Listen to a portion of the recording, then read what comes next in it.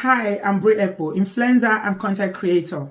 I live in the UK and I'm currently on a journey of building my retirement home back in Nigeria. I don't know about you, but I always worry about security when I send money back to Nigeria. With the World Remit app, however, I never feel anxious. I use it to send Naira to my own accounts as I am building my retirement home in Nigeria. And it is so safe and reliable. This app really makes me and my family feel safe.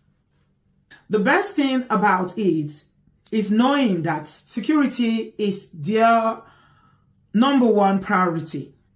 I know that World Remit is registered with all the relevant authorities and has a very secure transfer process, unlike some other transfer services out there. You can send Naira directly to a bank account in Nigeria, knowing that my money and ultimately my future is always safe. It's priceless, to be honest. Down.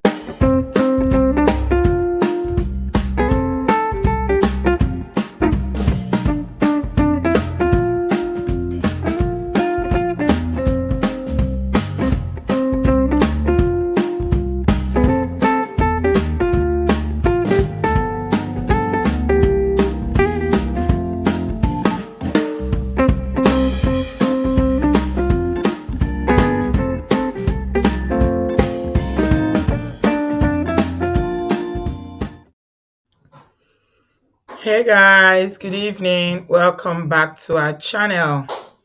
How is everyone doing tonight? I hope we are well. I appreciate you so much for stopping by. Have you downloaded the World Remit app? It's a quick and easy way to transfer money to Nigeria from anywhere you are in the diaspora. Please download the World Remit app and use my discount code. They are still very effective till the end of November. And you get a discount of £10, $10, €10.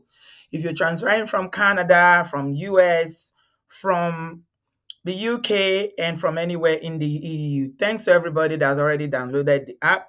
Just go to the Google Store, Google Play Store, or the App Store, download it, quick, easy steps, and start sending to your account or to people, loved ones in Nigeria today. Thank you, everybody. I appreciate you. Welcome, everybody. I appreciate you guys. Can you hear me? Today is Thursday, the 9th of November, 2023. First of all, I want to just appreciate everybody for being so amazing. Obodo fam, I can't love you guys less. Honestly, I just could not love you guys less. You guys have been so supportive. You're amazing. Thank you, everyone. Thank you to everybody that has reached out regarding this vision that God has given us moving forward. Somebody used a term that I really liked. It's the first time I'm hearing it. I haven't heard it before, but it's quite catchy. And the person said, let's walk the talk. It's time for us to walk the talk. Ladies and gentlemen, let us walk the talk on this DV matter. I loved it. We are walking the talk now. No more just talking. I mean, we've been doing what we can, but I'm really optimistic that God is leading us to do even bigger and better things for our people. Somebody said it should be Africa worldwide, but yeah, that sounds very grandiose. But you have to start from somewhere. You don't want to go and make plans that you cannot achieve. Reverend Adeyemi said that one of the wise things about setting goals is your goals need to be achievable. So we want to set achievable goals. You don't want to, we don't want to pass ourselves, like they say in Nigeria. So let's start small, baby steps, and as we grow, definitely we expand to other areas in Africa. One person at a time. Thank you, everybody. I appreciate you, and I will be giving you all feedback as we get along with the project. Thank you. So tonight we are here to talk about this lady who was on social media just the other day, a few 2 days ago it was. And she had come on social media, for those people who don't know her story. And her name, I've come to find out because I've been speaking to Harrison today. Her name is Joy Chinsom Najofo. Joy Chinsom Najofo. That's the lady that is wearing the black and something like white there. Her name is Joy, so we'll just call her Joy. Her sister in the middle had come on social media and the other day and was, teary, saying how, they should help her. They should help Joy, that Joy has been facing DV in this marriage. And the husband, if they don't save her, the husband has been, very, very mean to her. Many times she's suffered all sorts of things, taken to hospital. They've gone to the police, they've gone to human rights organizations, and because he's got money, he's just used money to cover it up. Okay? So the story was all over social media, and of course, I was very, very appalled when I saw it. I was like, no, not again, not again. Remember, only last week, we saw two women that were by one, a Kenyan young lady, and the other one was a Nigerian woman in Nigeria. So you can imagine the emotions are still quite raw. People are feeling like no. And I did say how sometimes we feel very vulnerable in these situations because you feel like if only I can do something. Yeah. Her name is Joy Chinsom. Yeah. Thank you, chat moment. That's her name. Yeah, she lives in Aba with her husband. Yeah, it was very, very, very difficult to watch that video. Very, very difficult. And of course, people are going to come to her aid. Thanks to people like Harrison. I must say that there are some people that are trying their best, even though they are not even funded in Nigeria. Someone like Harrison is been trying to do these things, human rights, infringements and, DV incidents, always trying to bring it to the fore, trying to help. I spoke to Harrison today and actually was supposed to come on the show, but I think he said he's still on the road. Okay. So let me just tell you what I know about this situation. This young lady called Joy lives in Aba with her husband. Okay. The marriage is just a new marriage of how many years again? Let me quickly read through the story of how many years. I think it's just about maybe 10 or 11 years they've been married. And she said that since the marriage, it's been one problem or the other. And it was the sister this time around that came on social media, crying and asking for help. Okay, she's got 5 children. I think it's about 11 years of marriage or 10 years and 5 children already. So you can see that this Mongo Park has kept her busy. Back to back to back to back, she's been having babies. I don't know whether there's a manual for Mongo Park behavior, but I don't know if it's only me that has observed this. But one thing that Mongo Parks, because you think about DV is about power. Okay? DV is all about power and how people feel like, they have more power than you and they can do this to you, they can do that to you. And one of the things that these people usually do, Mongo Parks, as we call them on this platform, the thing that they are very good at doing is that they will make sure that you are powerless. Okay? And one of the ways they make sure that you are powerless is that you won't have any source of income. Because when you have money, it gives you a level of independence. So in most cases, it's not to say that women who have money or women who are empowered financially don't also experience DV. But in most cases, the worst kind of DV that you always see, they always make sure that you don't have money. Okay? Because if you don't have money, then you are even more powerless. So Joy has just been in that house. I'll show you a picture. Having babies, and having babies. And the sister said that whenever the Mongo Park will come and deal with her, and he will just come and put his hands on her and make sure he beats her mercilessly.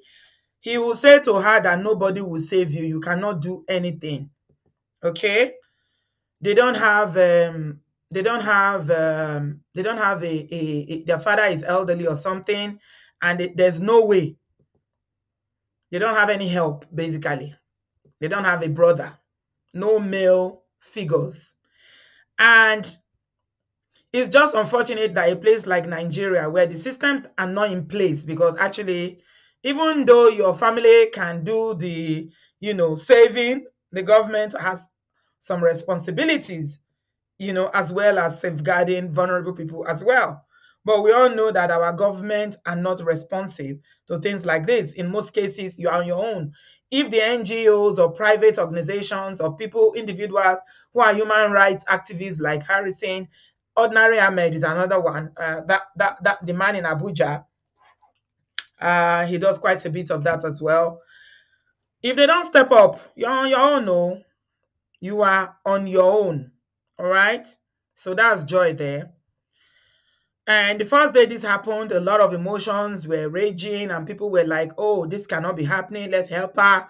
What can we do? And all that good stuff. So the next day, unfortunately, Harrison reported that he had sent people to Abia State, okay, where Joy is. Please give us a thumbs up, guys. I'm going somewhere. And when the people that he sent there arrived, they called the authorities and the husband was arrested. Okay? And that when they got to the police station, yeah, Brekete family. Yeah, how many of you know Brekete family? He does a lot of good work in this area. It's just the need is so much. And without having, formal structures in place, services, there's just so much people can do. And from what I found out today from, talking to Harrison, I found out that they don't even have funding. There's no funding. Because I was asking him, how do you even get money to send people to go and meet people like Harrison said is in Delta State. This woman is in Abia State. It involves traveling. It involves money. You have to mobilize people. And she told me that they have a WhatsApp group. That's how he's been doing it for about 8 or so years. And what they normally do is that they will volunteers who are in the group will contribute. So they will just donate money, small money for transport and things like that for people to mobilize people to get to where they need to get to so that they can get help to people who need it. And I keep wondering, hey, Nigeria, these states, for instance, Abia State, is there no governor in Abia State? Is there no local government chairman is there no governor's wife? And I know they are all on social media. The Abia State governor's wife is on social media and she's saying this. What are they doing about these situations? Nigerian government, their own is to just go there and steal money, and steal money. They don't care about the ordinary people. They have no heart. Yeah, they have no heart. Yeah. So he was arrested.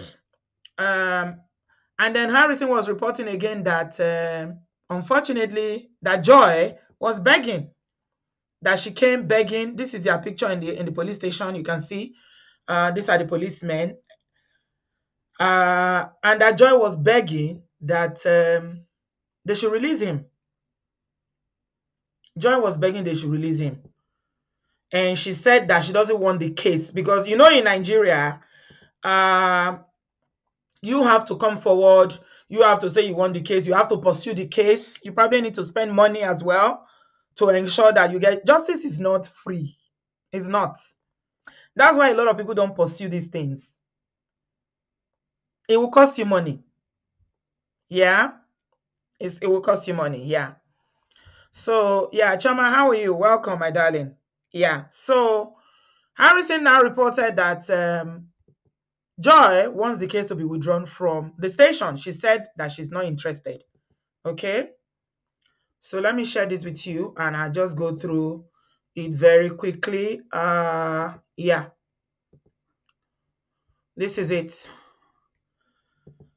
This is it. So this is the post on Instagram. And Harrison said, the case has been withdrawn. That a few hours ago, the husband of this woman who was arrested for what he had done to this woman, that the woman was begging, that Joy was begging that her husband should not be detained. That the team, that's his own team now, that went all the way from Umuahia to Aba, had just left her with her husband. And he put it in caps: we hereby withdraw our support.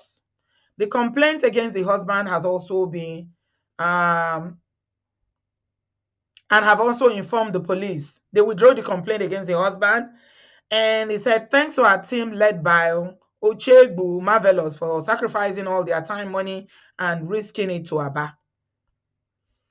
So that was Harrison. This is the husband. This is the Mongo Park. You see how they're always humble.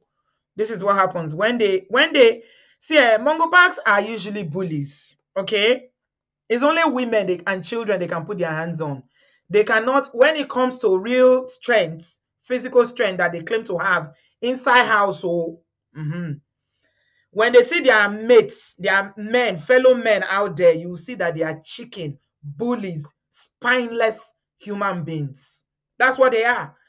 It's only when it comes to their wives, the women in their lives, that's when the children, little people, weak people who are weaker than them, then their strength comes forward. Then the people they are supposed to protect, the people they are supposed to love and cherish. Can you see this? Just see what a human being. See what somebody did to another human being. A woman that you called your wife. Somebody that you share your intimate part of your life with. See what? And then the woman, just look at her. I was saying to Harrison today that, you know what? It's God. God loves this woman called Joy. Not only missed her eye. If it was any closer, she would have lost her eye. You can see. Can you see the bruises? Yeah. So that was it. A lot of people were outraged by the story, saying that how can she do this? How can she withdraw the case? This is why some people who are even on social media activists, human rights activists in Nigeria tend to withdraw from cases, because women are the ones that are usually coming out to say, we don't want again. We don't want again. We don't want to do again. Withdraw the case, and they will not testify. So it's like Anja and Tori Aja. Aja ni ta ló ń jà lẹ́yìn kùlé mi. When you are fighting for someone, the person is saying, I beg, you won't spoil my marriage. You won't come out me from my husband's house, you know.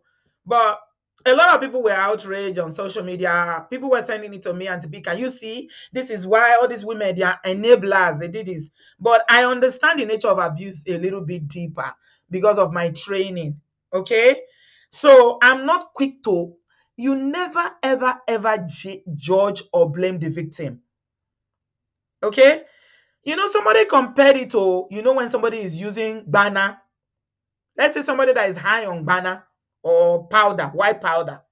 Okay? If you want to remove somebody from white powder, yeah, is it a day's job that you just tell the person, don't do it again, and the person will tell you, okay, I won't do it again. You take them away from wherever it is they are doing it. You think they will come back there? It's a habit that has been developed. They've been psychologically programmed. They've lived with it for a long time. So it's not easy. It's not easy. Statistics shows that the average woman will leave and go back up to 7 times before they will finally leave. It's even harder in Nigeria. Okay? It's harder in Nigeria. So when people are upset on social media, I thoroughly understand why they're upset. It's because you don't understand. Why can't these women leave? It's like they don't like their life. Do you want to delete yourself? You say you stay because of children. Do you want to? The children are learning. All that, you know, emotions is completely right. But you need to dig a little bit deeper. You need to have a little bit more understanding. And to be honest, I won't have the understanding if not because of my training, to be honest. Because I have zero patience for foolishness. But when you ask the question, why can't she just leave? Why is she afraid to testify against her husband? Why does she not want to prosecute him? The evidence is glaring. It's staring at us in the eyes. We can see what this monster has done. But I want you guys to please take a minute to think a little bit deeper before you blame either survivors or people are victims. You need to understand that there are many barriers that stand in the way of women living abusive relationships. There is psychological barrier, okay? In Nigeria, it's called what will people say?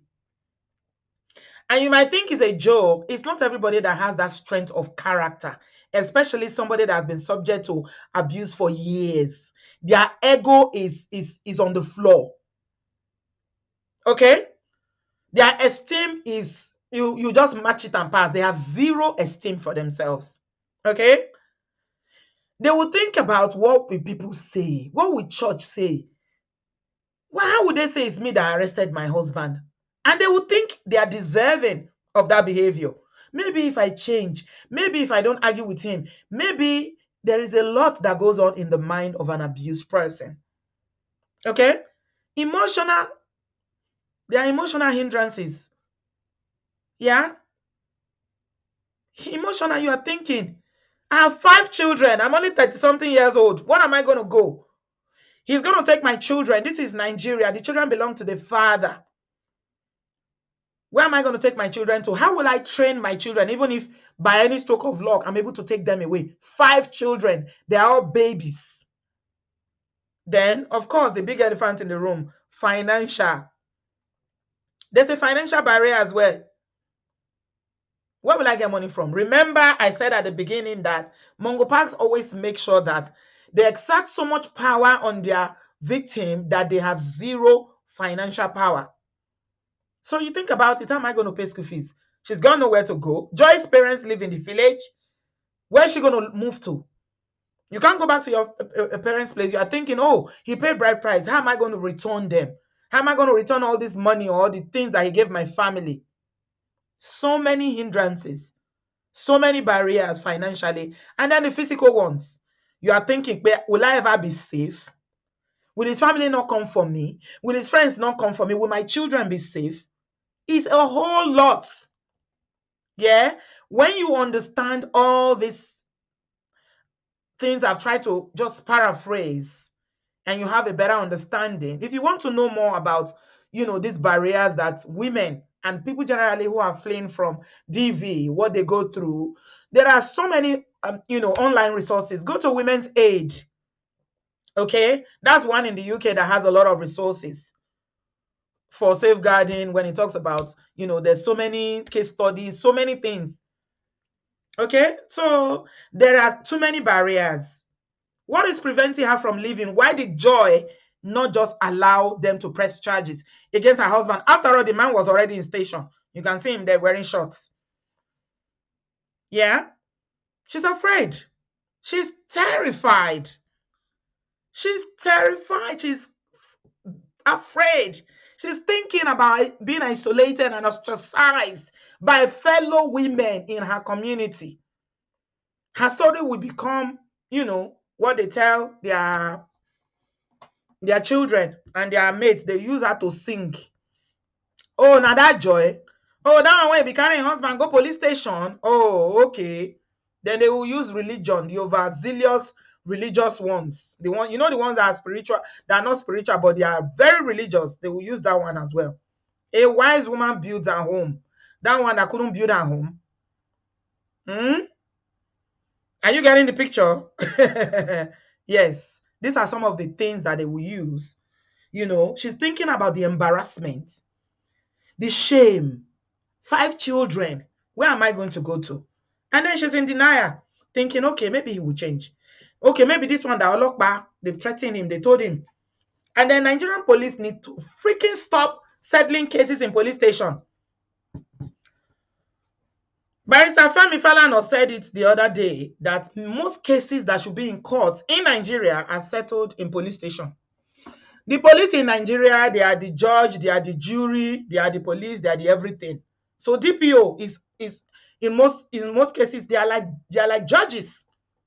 Me, I have not seen a place in anywhere in the civilized world where a policeman, even if you are the commissioner of police, you'll be settling case.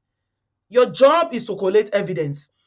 You make a decision about the case if you have enough evidence to prosecute the person and take the case to court. But Nigerian police, they judge case normally for them. When you begin to understand the nature of what trauma does to the psyche of a human being, then you will understand why Joy was begging Harrison, please, please, I want this case out of the police station. Okay? Yeah. There are so many reasons. But yeah. So when they got out of police station, I don't know what happened. My mind tells me that night, Joy go collect. She said no say she go collect that night. Because Mongo Park will be like, you carry me go police station. You no fear. So you carry me go expose me for social media, because it's even more difficult. It's more risky for him. For her, I mean. It's more risky. Our people talk, say they know they go police, come back, remain friends. But you see him there begging. Can you see? That's the man there begging. Is this kind of Mongo Park? When they finish doing what they are doing, they will not start begging you. I will never do it again. They will be begging. Yeah? His name is So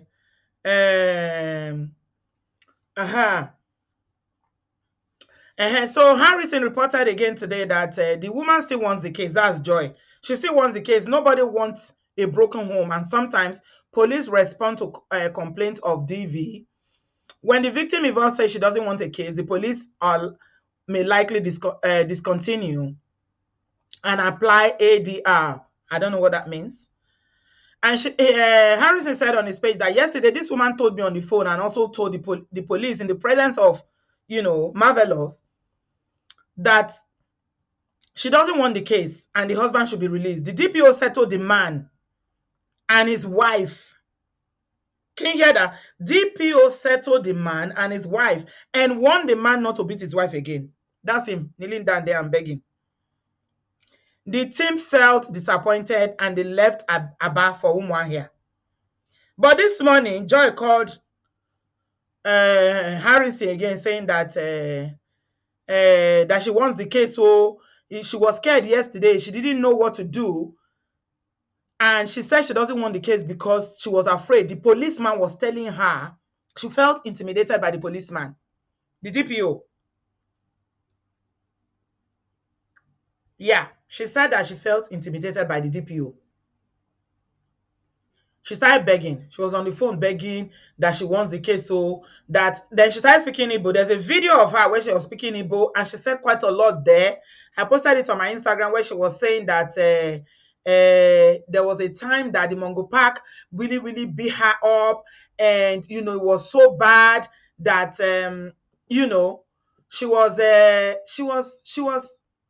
she thought that she was going to buy, and she was pregnant. Even when she's pregnant, this Mongo Park will still put his hands on her. My people, I mean, I know that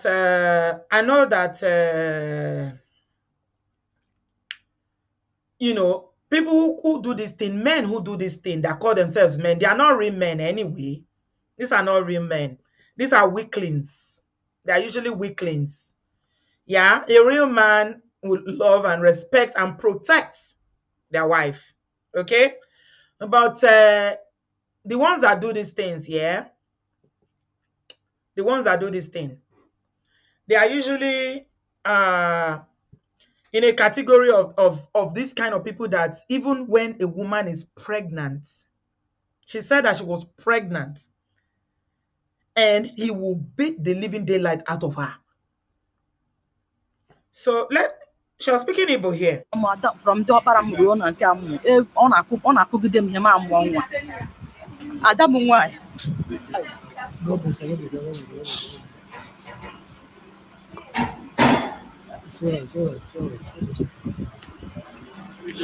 Adam, why this man could get them here now, but could get them here now, but the cheat to photo, email, Munjuri, him or two, email name.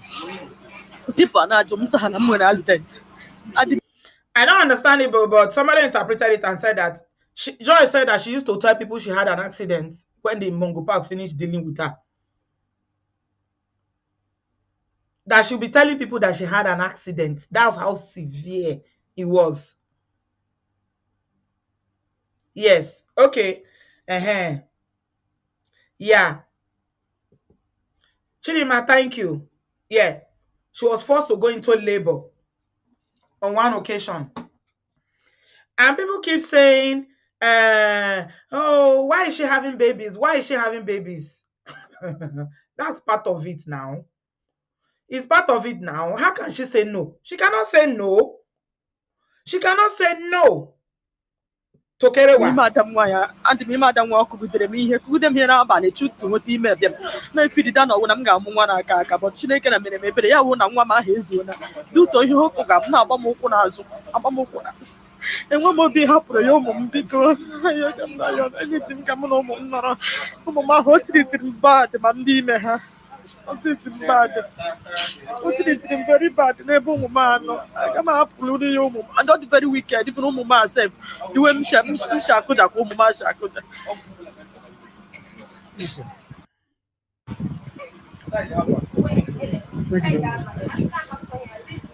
No, we keep going. Apart from continue with the marriage. We don't have to Biko ihe m chọrọ Tinubu na atara m afụ n'ebe ụmụ m anọ too much from ndị ọkpara m ruo na nke a mụrụ ọ na-akụgide m ihe ma mụọ nwa ada m nwaanyị. You see, she cannot, before she won't say one or two things. Is this kneeling down that is even paining me? Look at him, kneeling down. What is he kneeling down for exactly? Why is he kneeling down? He's kneeling down to apologize. I'm a rincon. Okay, so this is Harrison again. This time around she's with her sister today. Auntie, good afternoon. I'm really happy now. Yes, it's not like yesterday when you are crying every time crying. See, one time in an open small.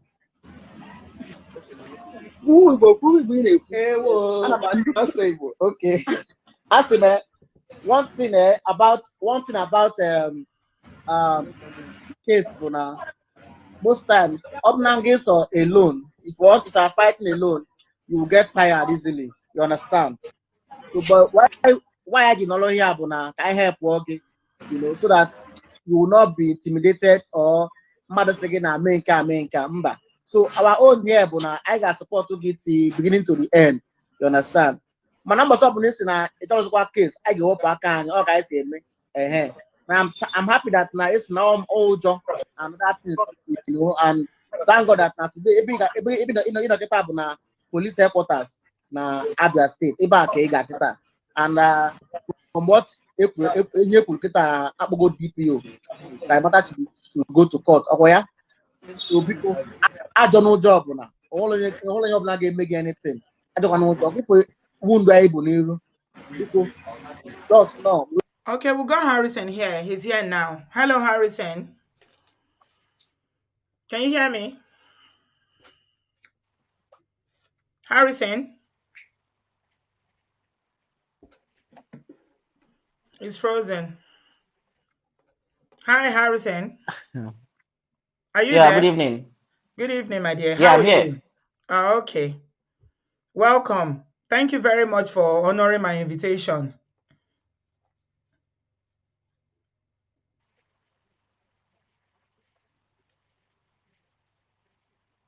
I think the network is freezing. Okay, Can you I hear? don't know. So Can you hear me? yeah, I can hear you. I can hear you very well. Okay, thank you so much for honoring my invitation. I really appreciate you. God bless you. Yeah, thank you so much. Okay, so where are we, or where are you with this case as we speak? Because I know she came back to you today saying that she wants to take the case up now, and your people had to go back there again today. Yes. My people just left there now. Not too long they left the police station. Yeah. And unfortunate, yesterday I made a post that the woman said she doesn't want the man to be detained at the station.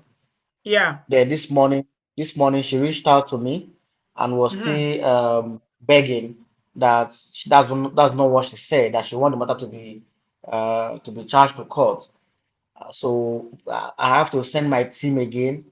From they picked the woman came from Abab down to Umuahia. I told her, okay, fine, let's move to police headquarters. I did a petition for her for the case to be transferred to police headquarters in Umuahia from Abai Divisional Police Headquarters to police Mm-hmm. headquarters, state CID. Mm-hmm. Getting to state CID, the woman, the sister, that's the Cynthia, the one that made the video, Yeah. and my three of my team members were with the police PRO, Abia State Command. Mm-hmm. She took them to meet with the commissioner of police. The commissioner Mm-hmm. of police, after listening to her, now called the DPO and instructed DPO that the matter should be charged to court. So the woman should go back to the division that they will not spoil her case. That was how we left. They left the home. Oh, Harrison has gone off. Yeah. Okay. Hopefully you're going to be able to come back on again. So the matter has been they taking it back to the police according to what Harrison is telling us now, and they are saying that they're going to charge him to court. My concern as we speak is, where is she? Did she go back to the house? Because we both know that living is where sometimes is the most dangerous aspect of this whole thing. So I don't know. Hopefully, Harrison will be able to come back to tell us. I hope she's not gone back to him, because that would be a very, very big mistake. Going back to his house when anybody is not there to watch. People are not going to be there with them all the time. He can be smiling and begging and kneeling down and doing all that now because the cameras are there. People are holding their phones and recording him. He knows he's trending on on social media for the very wrong reason. So I think he's ashamed of his of dragging his himself and his family in the potopoto now on social media. So all this kneeling down and begging, no riro, I don't buy it. It's crap. These people don't change. Abusers don't change. They don't. Because first of all, you need to acknowledge that what you are doing is good, and you need to understand the psychology behind why you are even doing it in the first place. Why are you doing it? 5 children, they are all watching you, all of them learning and copying behavior. Okay, so I don't know. Harrison can't get back. Let me see if I can get him on social on WhatsApp, because I've got his number now. Hopefully we'll be able to get him on WhatsApp. Hello, Harrison, you got off. Is it network? Yeah, network. Okay, I think, is this better? Yeah, this is okay. All right, thank you very much. I wanted to ask you, you said that so she's gone back now. Is she gone back to where? Where is the Joy? Where is Joy? She has gone back to her husband. Oh my God, that's what I feared. Yeah, she has. When we go back to the station again, she was still kneeling down begging that we should not take the case further. It was embarrassing. The sister was crying. Even the sister was embarrassed after all the stress she made us pass through. This morning she came and said she was interested in the matter and that she was scared. It wasn't, nobody threatened her. So, she came back again and said she doesn't want again. The sister had to leave her. She sister left her there at the station and left and went back. This woman followed her husband back to the house. So for the second time again, she started begging that Second time, yeah. Yeah, this time around she followed the husband back home. So do you think that she really wants to make this case, or she really wants, this behavior to stop? She doesn't want case. She doesn't want case. What do you think she wants? What do you think she really wants? She wants separation from the husband. Okay. And, that's what I think she wants. She wanted the way maybe she can get help, get support, get accommodation for she and her children, and just leave the husband. She wants separation. But I could see some connection between she and the husband. It's still there. You know, it's still there. Yeah, so that's it. It's still there. That connection is still there. So I don't see how it's possible for someone to, you know, we cannot force somebody to leave the marriage. Though. Of course. Yeah, but we only advise you if you take the consequences of you staying back. Yes. Because staying back means that it's death sentence. So someone can blind your eye, hit you, blind your eye, meaning that the person can still kill you tomorrow, you know, and nothing will happen. But the man keep boasting to her that nothing will happen, that he has the key to the police and the rest of them. And I think what the man said is he has achieved it. So so is he very rich, this man, the husband? He's not, you know, when somebody becomes a village champion, everybody knows you around, you know. Okay. It's not rich. My only constraint is the distance. Yes. This is Delta State where I live. Me, Harrison, that man will be in the court, he will be in the prison now, because I'll make sure, no matter how powerful you are, because what I feel is that no matter if you commit a crime, it's against the state. It's against the state. Exactly. Exactly.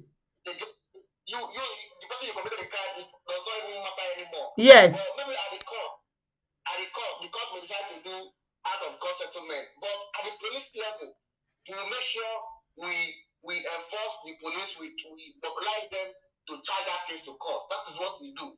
Right. You know. But at the point of we now, we cannot cry. We are not like crying more than the bereaved. We can't cry more than the bereaved. Yes. When we came to bring assistance, we don't know it before. Your sister was the one who posted it that you didn't help. Yes. And we came for help. And you now say you don't need the help, that you want to go back to the abuser. It's strange. So from the interaction of your guys that went there, you see that, you know, her body language and the way she's carrying on is she doesn't want to leave the marriage. She wants to be separated, but she doesn't want to end the marriage or even persecute the guy or make sure that she gets justice for all the years that she's endured this thing. Yesterday, you know, I updated last night. My people they are working for me for the past working with me for the past 3 to 4 years. I've been in this for the past 8 years. So we've encountered different kind of people. Yeah. When we encounter people, the body people will tell us, are they serious or they just want to use us to achieve the aim? Yes. Because you see, most times because they see that we have this large followership, that when we make a post for them, people will react. Yes. You get to the authority, it will put fear in the people who are oppressing them. You understand? Yes. They always use us to achieve this. But most times when it happens, we always use our wisdom to say this case is not going. And one thing we always do is when you come to report the case to us, we'll give you a form to fill. That form we are filling is that you will not withdraw the matter at any point. Okay. And that if you withdraw the matter at any point, our expenses we've made on the case, you are going to pay us back. Okay. We do it most times. But recently, I stopped doing it because of the distance. How somebody is reporting a case in Abia State and in Asaba. And we now go to Abia State. Yes. Sometimes we don't have the financial strength to move to Abia State. Yes. So what we have is to get volunteers who are in Abia State. Yes. That can help us to do that. So we're able to.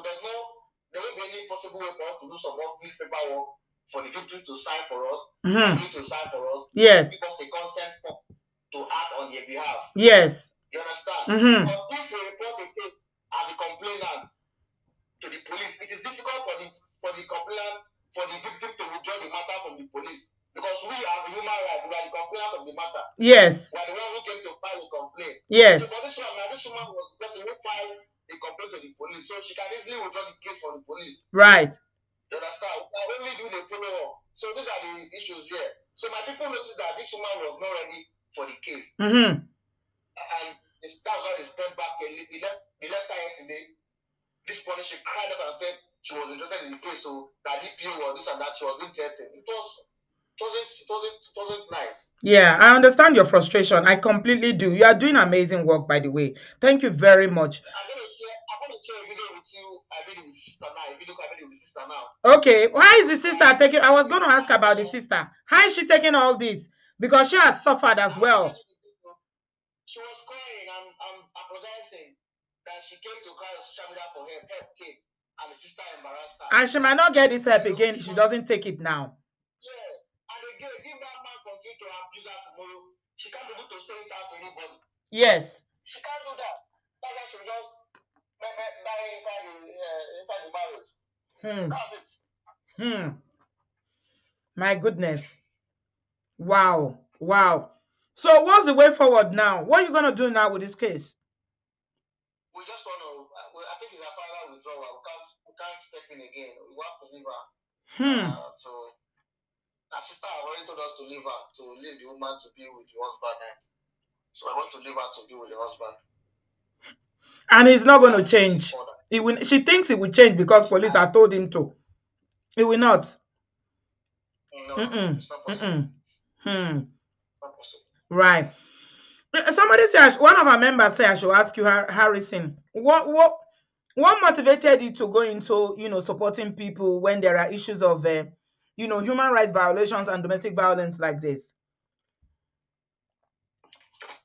Okay, I was once abused and I was saying things of human rights violation. Lemon. Can you hear me? It was breaking. Yeah, you were saying that you were once a victim yourself. Yeah, I was a victim of violence, torture by the police, by Nigerian police. Okay. That was in 2011. Yes, I was arrested on just torture to confess to a crime I never committed. I was sent to prison at the age of 22, and I spent 4 years in detention in the awaiting trial in the prison custody in Kirikiri, Lagos, and also in Delta State. Are you serious? They sent you to prison for a crime you didn't commit? Yes. Yeah, 4 years. Spent 4 years. My God. Coming out while I was in prison, I started advocating for people who their rights were being, violated by prison wardens. Later, I was paying for their bills, bail bond, and the rest of them. They were coming out from prison. So coming out, I decided to start going around to the police stations, getting people out of prison and the rest of them, and post them on my page. So while I was doing that, a lot of people were now reaching out to me for cases of child abuse, rape cases, domestic violence, and so many others. So in 2017, I got a scholarship. I left Nigeria to the US, where I studied at Rutgers University, civic leadership at Rutgers University. So I came back to Nigeria and I founded the Behind Bars Human Rights Foundation, where we respond to cases of human rights violations and also get justice for the abused persons, people whose rights were violated, and also seek for support, not just intervening for them. We seek for support in terms of shelter and other free legal services too. Are you a lawyer yourself? I'm not a lawyer. No, it's all right. I'm just asking. You don't need. Yes. I have lawyers that partner with me on pro bono. They don't collect money from me. We only give them, most times we give them appearance fee, or most times we give them money to file most of these cases in court. So while I was doing that to widows, we've been able to build some houses for widows, about 2 houses, one renovated in the communities, and give water to communities. A lot of work has been done anyway. So right. Yeah, fantastic. I'm really, really impressed, and it's even amazing. We've also rescued some underage girls, 12 years, 13-year-old girls who were married out to about 65, 70-year-old, older men from the southeast. Rescue them from the child marriage, and got scholarship for them through the Anambra State government and Delta State government, and today most of them are in nursing school in Delta State. Wow. Most of them too are in school too. So there are several things we've done. Amazing. Amazing. So the passion came in from the prison custody. Wow. You see how your story reminds me of how they say it's like the story of Joseph. You went to prison wrongly, for something you didn't do, and then God gave you a ministry from there. You found your calling because of something terrible that happened to you. Wow. Wow, wow. Well done. No, so like I explained to you, we are just about to begin our own journey in Nigeria as well. And we are definitely looking for people like you to partner with. And I'm going to discuss with you. Yeah, I'm going to discuss with you outside this show later on how we can come in, and while we are waiting for our own to start, we're going to start supporting you. Okay? At least we can do that. We can help you from here so that you carry on the work until we come, and then we partner together, because we all need to be stakeholders and we need to collaborate, because it's a lot of work. You know, you are in Nigeria, you're on ground, you see, it's a lot of work that even, so many organizations are needed. They are needed. The rate at which these things are happening is only the ones that make it to social media that we even know. Women are being killed everywhere in Nigeria daily. Yeah, so I want to thank you specially for, you're a very humble person. I didn't know you before. I just sent you a message on Instagram yesterday. Immediately you answered me, sent me your number. We spoke today, and here you are. So thank you so much, Harrison. I really, really appreciate you for taking the time. I'm going to be in touch, all right? Thank you. Please don't give up, because of what Joy has done. Don't give up. We've seen things like this before. I'm not new to it, so trust me. You can't save everybody, but so don't give up, okay? But you are doing the Lord's work, and the Lord will empower you. Thank you very much. All right. Okay. Thank you so much. God bless you. Okay. Bye-bye. Yeah, so that is Harrison. He's well known on social media as a human rights activist. I think he ventured into politics recently, which I don't know why, but Nigeria, you feel like, okay, you want to try, but you know how Nigerian politics is the survival of the fittest. So if you don't have godfathers and stolen money to run elections, it's not easy. But I think he ran for an office somewhere in Delta State and lost. But we appreciate the work that he's doing, especially in terms of this safeguarding work. And he's a man, for that matter. See, sometimes you just need to go through things for you to understand how wrong it is. Imagine somebody like Harrison going to prison, being wrongfully accused by the Nigerian police.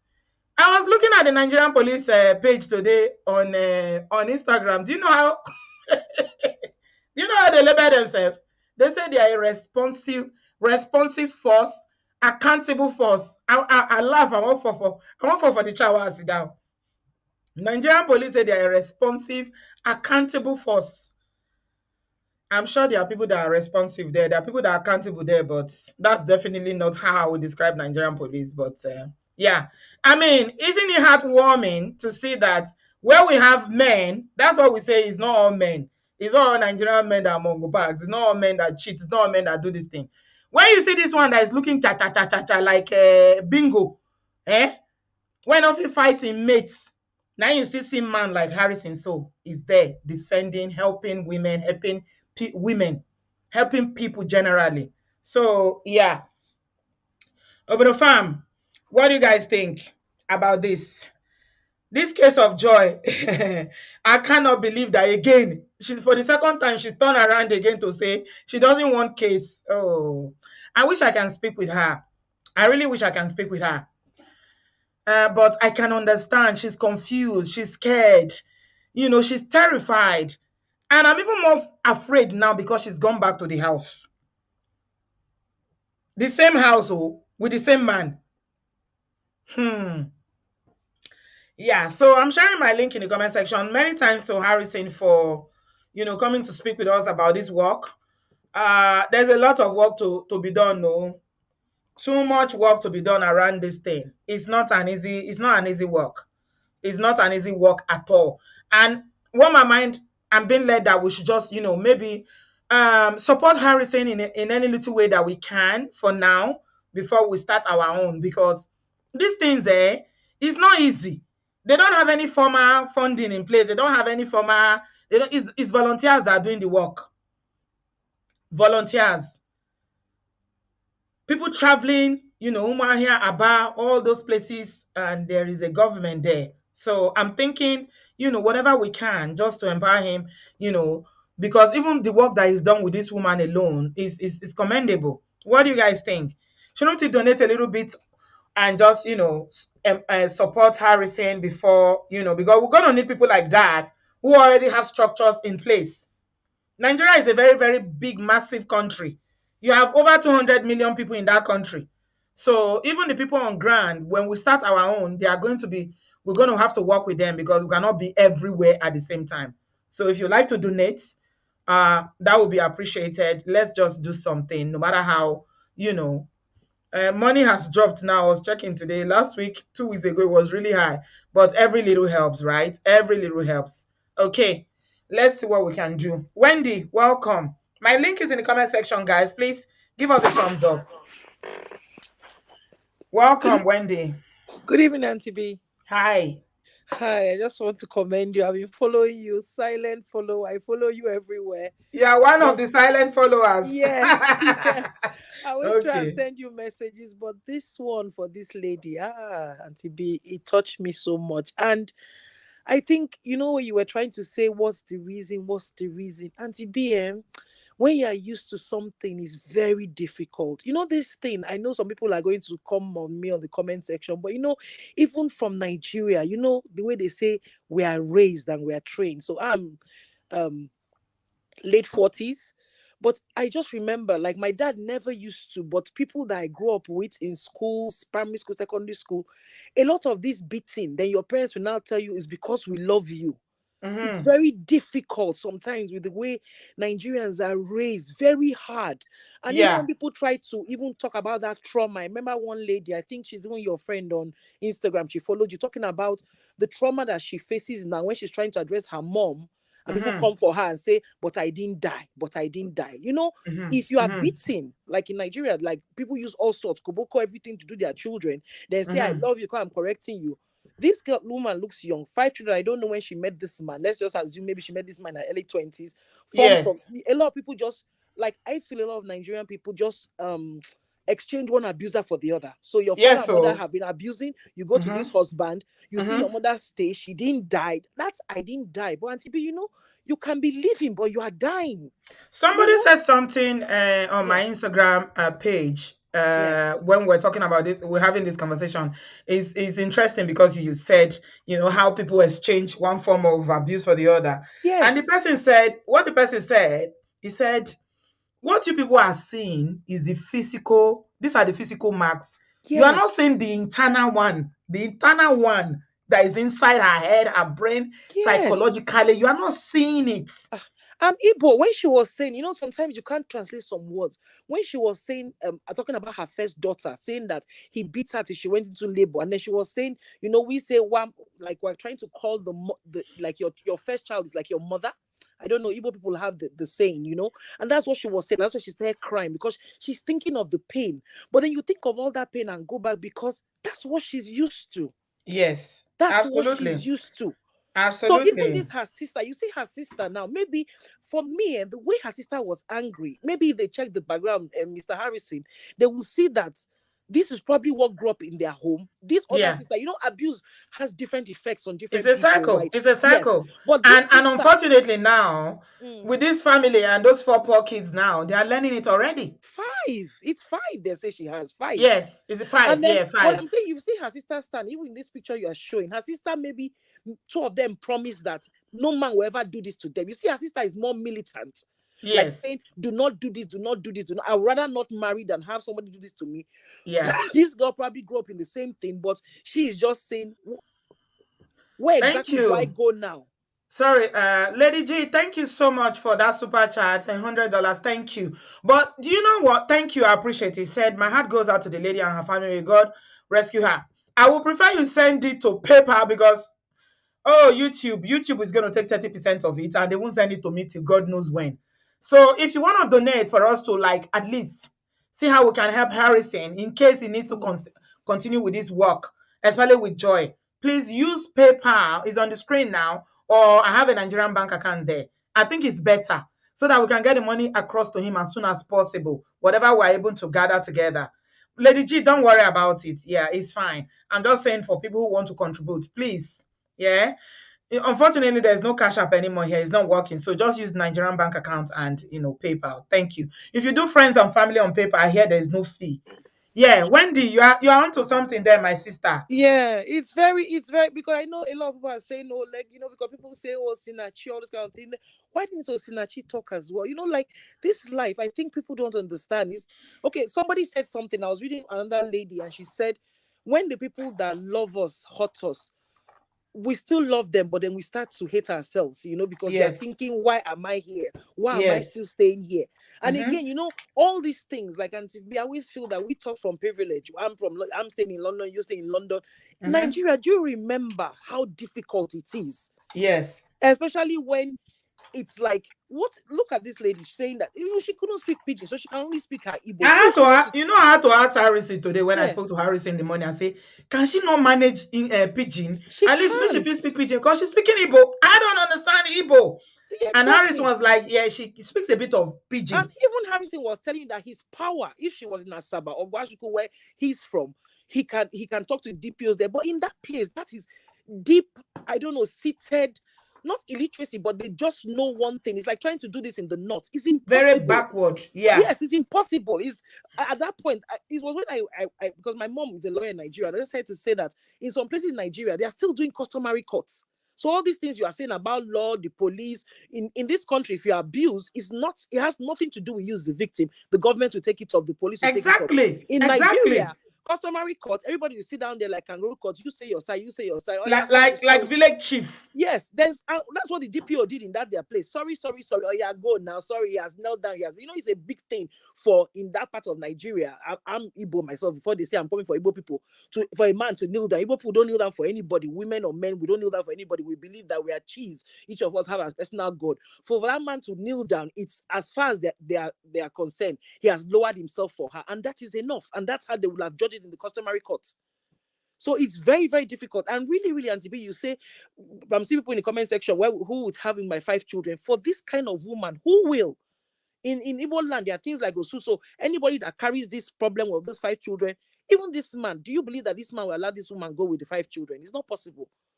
It's not possible. That's why her sister is so upset, because that's true.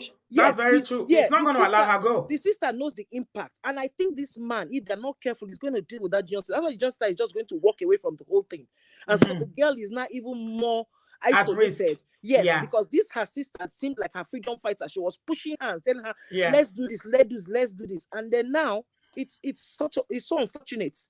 It's very going to be very, very difficult. And even if the guy, like you were saying, these abusers, they might pretend for a while, but the next time, the anger or his pride, he had to kneel down, he's on social media, who knows? I don't know. That's why I'm even more important. Why I even called Auntie B, please, when you want to do your thing in Nigeria, anywhere I can support, I want to, because I even think, like you said, the education, the orientation is the most important thing. That's where we're going to start. These things, yes. And we'll start in primary schools, secondary schools. We'll catch them young. Yes, my friend Choma is here. Thank God she already knows a lot of schools that she's working with, because she writes educational storybooks for children. Choma, welcome. How are you, darling? Yes, just hold on, Wendy. Okay. Hey, you're right. Oh, I'm good. God bless you, sis. You're doing an amazing job. Thank you very much. I'm just always so grateful for what you're doing for women all over the world, not just in Nigeria.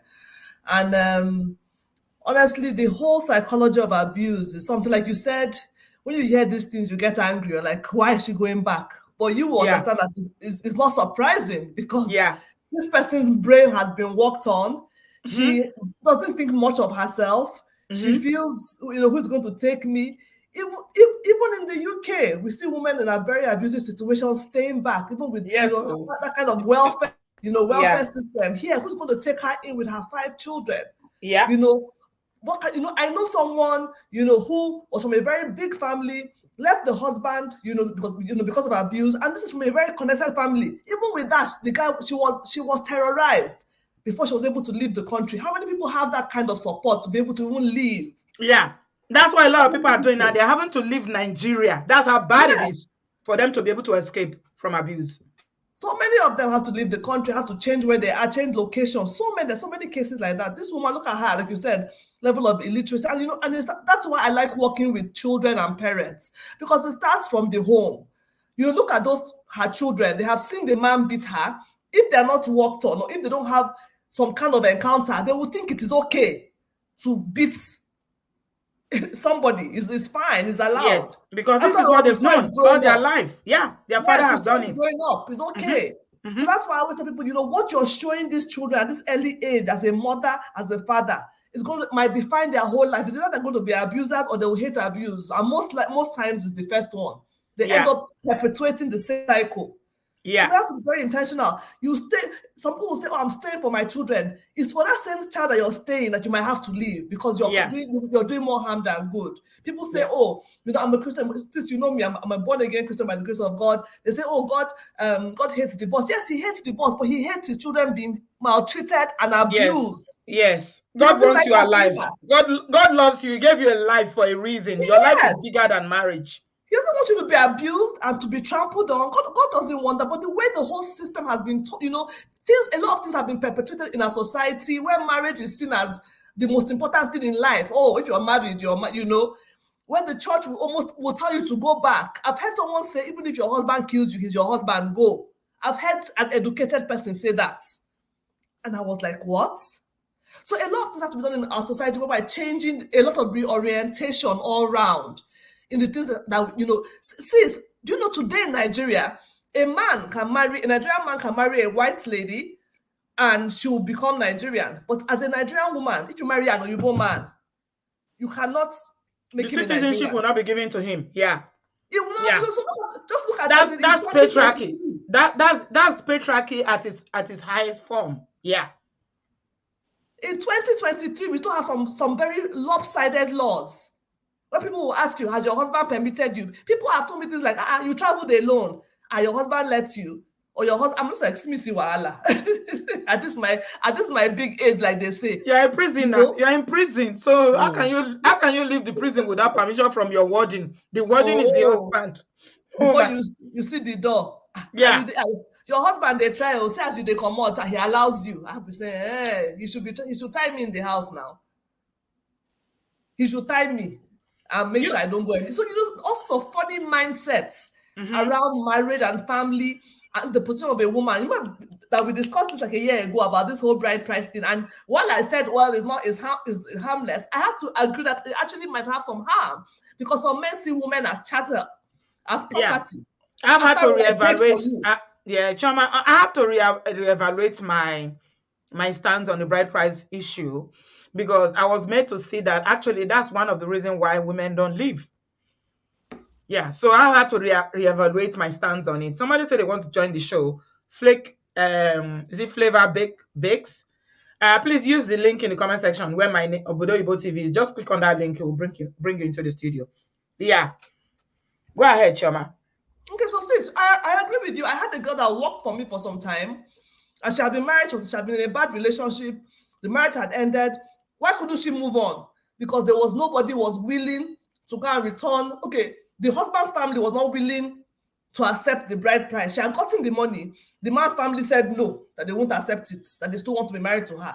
Her own family too was not willing, that she's causing embarrassment. It was just, I'm like, so many things are just not. So a lot of reorientation has to happen for people like Joy. Because I look at her, obviously she's very unhappy. Obviously she wants to be free. But it's like, I like the name of his thing, behind bars. She's still behind bars mentally. She's still hoping. This is a man that maybe you have 5 children with somebody, there must be some love and connection, surely. She's still hoping against hope that maybe this time he will change. Maybe just this time, maybe he will change. Maybe. She doesn't want to believe that this is the end. That's the truth. I just pray she comes out with her life, because that's the scary part, that we hear these stories and I pray not. Next thing we hear, the person has been killed or almost killed. I pray that's not her portion. I pray that she comes out with her life, that something happens, someone can speak to her, something snaps in her brain, and she's able to say, you know what, I need to get her. I need to live. I need to make sure I have a better life. I need to look ahead. It's not going to be easy. Who will help her? There's so many women, you see them, 4 children, 5 children, no help, and nobody. And the way the country is now, who wants to even give anybody money? That's why we need shelters, we need support. We need people like Harrison Yeah, We we need need people like shelters because if there was yes, a we need shelter shelter. around here, that's where she will go now. She doesn't need to go back home without Mongo Park. She will Yeah, go we to the need shelter with her children, at least to have a place exactly. of safety. We should need shelters. This summer I went to a shelter in Houston and I saw about 10 women. And I was like, and they all admitted that if not that they had somewhere to go to, they might have had to stay in their abusive situations because they had no one that was willing to take them in. But Mm-hmm. thank God there was a shelter. Mm-hmm. Yeah. So so we need such resources. We need people. I just our politicians, our leaders. I just hope there will be somebody somewhere that their brain will just begin to work the way it should be working, and they will say, okay, you know what, I need to do this and set Mm-hmm. this up. And then we have people like you, people like me. If we all come together and support each other, we can contribute towards such places and help fund them.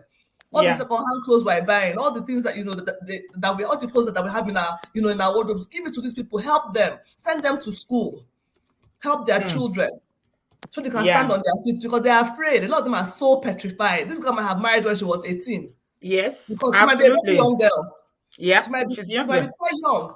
She's Married young. at It shows. Mm-hmm. yeah, look at her with 5 children. When Yeah. did she marry? So she Yeah. knows nothing. Has her brain even mature? Sis, when did our brains mature? Mm-hmm. That we even have sense to know what we're Mm-hmm. doing. So marry a young girl, she doesn't have sense. That guy is who she's looking up to. And he's telling her that she's stupid, and she believes that she's stupid. He's abusing her, and she's accepting the abuse, and it's happened for years. So she Mm-hmm. believes that she deserves the beatings, maybe. But her Mm-hmm. body is hurting her. She's like, okay, something must be wrong. Her sister is seeing her hurt. That's like, Yeah. no, you can do better. Mm-hmm. Mm-hmm. So it's a huge problem. I just pray that we're able to save some people's lives. Some Yeah. people, I just pray. I just pray. Yeah. Thank you, Thank sis. you very much, my darling. I appreciate you for calling. We're going to talk. Yeah, we're going to talk because we already started the process now, and Yes, by the grace sis. of God, Yes, sis, God will help definitely. us. I appreciate your Amen. support. Yeah, we'll do lunch soon. All right. All right. Thank you, my darling. Wendy, are you still there? I'm still here. I'm listening. Yeah, that's my friend Chioma. She's in Nigeria. She's a barrister, and yeah, I seeing these know things her. I happening. know Chioma. She knows who I am too. Really, you guys We know each went to other? we went to secondary school. We went to No way. What Ife. a small world. Chama, do you know Wendy? Hey. Hey, who's speaking? One me. Can you imagine such a small world? It's a small world. You have to come and meet in Obodooyinbo TV. Can you imagine? Yeah. Let's hear your Yeah. voices. Well done, oh. Well, yes. I told her I've been following her silently for ages. Oh, But today this one just hit home. And I think culturally a lot of people, if you live abroad, I don't think you understand, or you've forgotten how difficult Nigeria is. Like you're saying, Chama, in Nigeria, even educated, non-educated, illiterate, is very difficult. Yeah. yes. You lose Even everything. You lose women with everything when you walk away PhDs from the have marriage. I've been abused, and I've been there. I've been told to stay. Somebody who secondary school, university, and she was told by her sister-in-law, "Is your husband, even if he kills you, he's your husband." I'm like, for goodness sake. Yeah. You know, people are coming to Jackpot now just for them. Did you hear the story of the one that left the husband in the airport last week? I heard the story, oh. Yeah. That took her It's children something like all the way. this. Yeah. People were busy casting her on social media. How dare you? All these women. Da, da, da, da, da. When she now opened her mouth and narrated her stories like Joy now, maybe Joy now have an opportunity to jackpot. From the airport, to say, oh, Benny, find your level from here before I open my eyes. It is well. There's a culture, and it's deeply rooted, and we need to start changing it. And it starts by educating people, children, as young as Yes. primary school. Role play, dramas, painting, things like that. Here, the most places where abuse is reported here is in schools. Because Nigerian, especially African community, will never report. They won't call the police. Most people will not call the police. But when their children go to school and they begin to draw picture, they like to draw. You now draw, they will not draw, and the teacher will look at it and what's this? Children, they don't know how to lie. They are very young. Then they'll call the police. Most of these cases are reported in schools. Then they pick it up. And I tell you something, even for Nigerian women in the abroad, a lot of them will not leave if not that it is against the law for you to expose your children to domestic violence. So when they know that the government is, social services want to take their children, that is the only thing that makes them to leave. So they will give them the option. Is either you leave or your children will be taken into care. Then that's a quick decision for them. They will now say, no, no, no, no, no, no, no. The children that I'm suffering for, that's when they leave. So it's not just Nigeria that went, like you said, it's it's everywhere. It's everywhere. There's we are socialized and brainwashed from day one. You have to just toughen it out. Toughen it out. And to be also what we are socialized is, like I said now, everything comes with the marriage. You know, like what you said, all these things they say in Yoruba, it's a price. Igbo, Marriage is the price. Yeah, the blessings, the everything. At the end, you will gain something. You know, it's like people wait for. You see how this Femi Kuti them got married this weekend. Everybody was saying Made, but when you look at, I'm not trying to castigate them. The marriage of Femi and that lady, it's just that she has remained happy and everything, but there was a lot of problems there that she has to just leave it. And the only person that she has is Madid, but there were all sorts of women outside, children outside, you know. But who is now that? It's like the Madid already has children outside. No, the Femi is dad. Oh no, Femi is not married. I don't think he's married to the mom anymore. That's what I'm telling you. That now they came together and walk cloth. Now that's what we do in Nigeria. No matter the abuse, the day your child is getting married, we must all dance. So a lot of people wait for that day. It's like I will sacrifice everything just for that day that my child will get married. And no matter if the thing was so bad, we still have to wear the same clothes and come together. Do you understand what I'm saying? It's our culture. We forget culture. Everything. Yeah, it's like it's almost like heaven now. For the pain we are suffering now, we're going to get the crown at the end. That's the same way the Nigerian it is. No matter the woman will suffer for that day that you wear should be with your husband, with that it doesn't matter. Whatever you go through, that's the price. Like women are never say take your joy today. No, it's always the future. So as a young girl, is work hard in school, but when you get married, you do the pregnancy and everything, you might not enjoy the marriage, but then you are going to wait for when your child is married, and that's when your grandmother, and that's when your joy will finally come. That's why I said that in Nigeria, lots of women, even when I was growing up, they just have to immerse themselves in church, everything, choir practice, everything, because that's where the whole sorrow and everything is shared. Do you understand? It's not like here, like you see, I was watching one of your old videos when you went to one of your friends in Kenya to just like a weekend. Our mothers didn't have all that. It's you stay in the family, if the child is bad, it's your fault. If everything is bad, it's your fault. Everything is your fault. They are waiting for one day that your children will suddenly do well, and then through them, you will now see your joy. Do you understand? It's like the way women are so subjugated in our culture is terrible. Yeah. The men are not touched. A man can do this family, it doesn't work, I walk away. I go and start another one, I walk away. But it's the woman that has to carry everything for some crown later, that the children will be so good, and it's from there you get your joy. So your best part of your life, your 25 to almost 60, you've been a very bad married, and all you are hoping is that your children will do well. And then from there, through your grandmotherhood, that's where your joy will come. How can that be right? It's not. You know? In Nigeria, it's strange. It's not. Tonya, I've shared the link. It can't be right, so it can't be right. And something happened recently that really, well, I won't say it gave me joy, because I like marriage. I like seeing happy marriages. But I saw the what's his name, Fela's son, that the grandson got married. Yes, Made. Yes, Made's parents are not together. Yes. But on that day of the wedding, who knew? Who cared? We saw them looking happy. Their child was getting married. They still wore the same cloth. They still wore and co. They're not married. But Shoma, that's what I'm saying. That women stay because of that day. So it's because they want to wear ashobi. Because you want to wear your ashobi on the day of your. No, that's what I'm telling you. That Auntie B, the way we are raised, then we are saying that. Oh, this is like, who will you tell the story to? Like, I remember when you're getting married, you know that thing they do where, I don't know what they do in your culture, a day before you get married, all the old women sit down with you. Whatever you see, you keep it inside. It's you and him, whatever. You know, all those kind of things. Like, you're not giving an outlet. Like a woman, you just keep it in. You know, especially me, I'm even Catholic. They say, oh, Mary kept this thing in her heart. You just keep it in for the prize that is going to be, I don't know, some glory later. It's as if suffering is part of the thing. Meanwhile, it's like we're not, I don't know, orientated to enjoy the marriage. Like if you see the problems, you are the thing they always say in Nigeria, are you the first? Will you be the last? You know, according to you, what you always say, Auntie B, they say, oh, he's not beating you, he doesn't have baby outside. Even if it's like emotional abuse, we don't even accept that as a problem in our culture. Yeah. That's why you see mother-in-laws. A lot of these mother-in-laws that are mean to their daughter-in-laws today, they were victims as well. Yes. And that's why you will see a mother-in-law today telling the daughter-in-law that, please, oh, leave my son for me, oh. Let me speak in Yoruba. Kilo she, tenikan o sheri. What has it done that somebody else has not done? Do you know what I went through?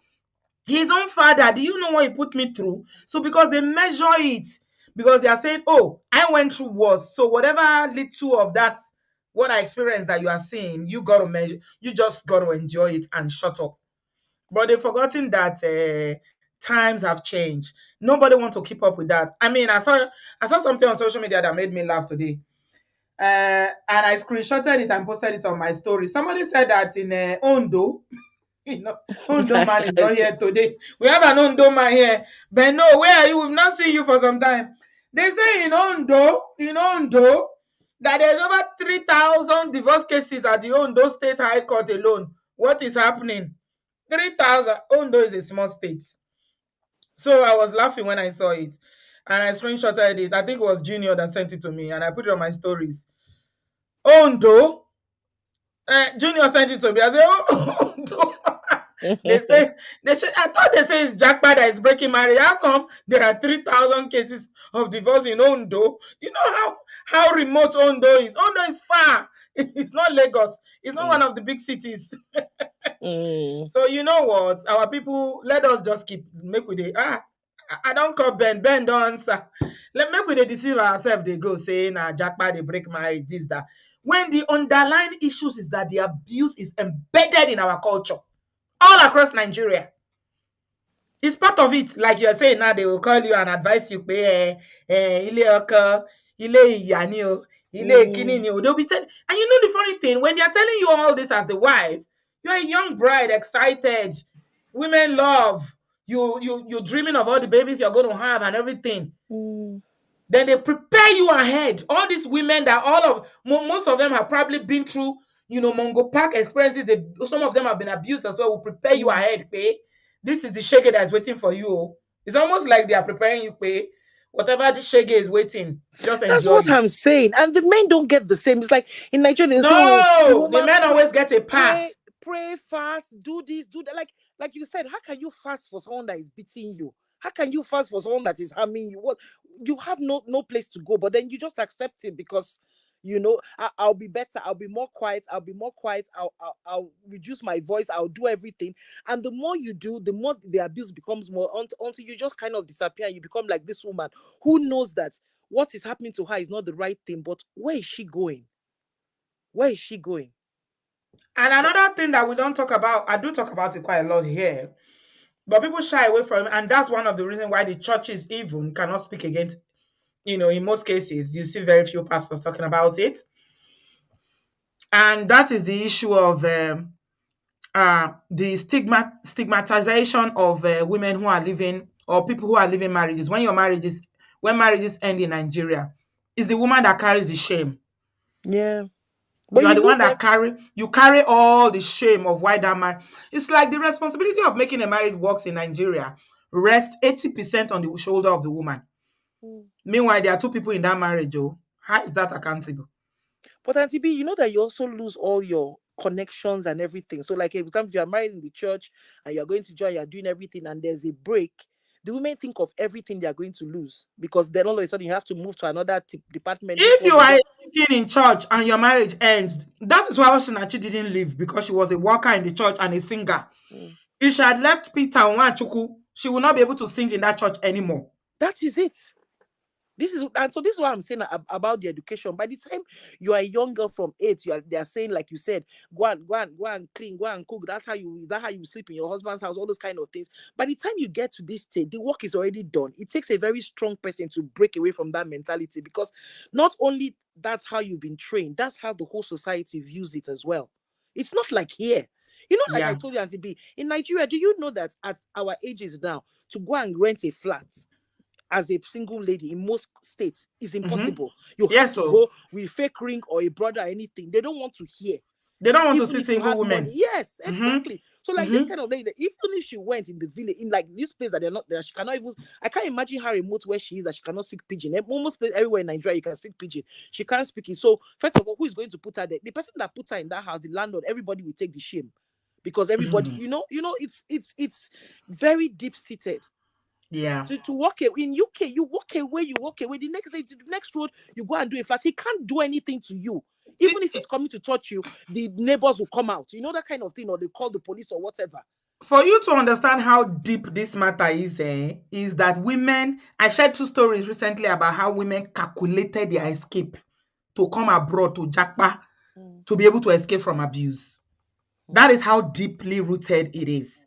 That you have to wait till you get to the other side of the world before you have the audacity to say, you know what? I don't enjoy this beating anymore. I'm tired. Yeah, that's how deep it is. But thank you so much, Wendy. And sorry, and the last thing about that one is that those 2 women that shared their stories, they had stopped loving the men. You see, this lady, what Harrison was saying, what he was trying to say in a crude way, the body language. I think in all these things, like I said, she still is the father of her children. You know, all these things. I don't know. She still has a connection. I think people walk away when there's no connection. Like even only in a cheat thing. I think she still loved the man somehow. In that, I don't know how they rationalize it. So it's very difficult. It's trauma bonding. That's what it's called, trauma bonding. It's not love. It's a twisted kind of love. It's what you know, what you are accustomed to, And let me shock you, Wendy, before I let you go. Bola. The fear of not having Bola, when you are used to having Bola regularly, it seems mundane. Honestly, the first time I heard it, I was laughing too, like you. I was like, no. But it's a real thing. It's a real thing. And when I'm having good Bola, all this Bola I've been having, where will I seek Bola from? Me, I will come and say now, and I will not at my age. You think you can laugh, but it's true. There are some of the things that go through the minds of these women, because by the time they finish lashing them with akoboko, they will collect Bola in the night, and that's some consolation for them. It's twisted, but because that's what she said. If somebody did that to your first child labor, then you went on to have 4 more. Yeah. Jesus. And I won't be surprised if she carries on, she will have more. Yeah, it's just the way of these things work. It's so sad. Thank you so much. Thank you. I've enjoyed talking to you. For a silent watcher, you really brought it in 100% today. For years. Thank you. I appreciate you, my darling. God bless you. May the Lord continue to bless you and strengthen you for this work. It's not easy. And that vision you have of what you want to set up in Nigeria, just start the work. The workers will come. Amen. Thank you. Take care. Thank you so God much. bless. Amen. Thank you. Bye-bye.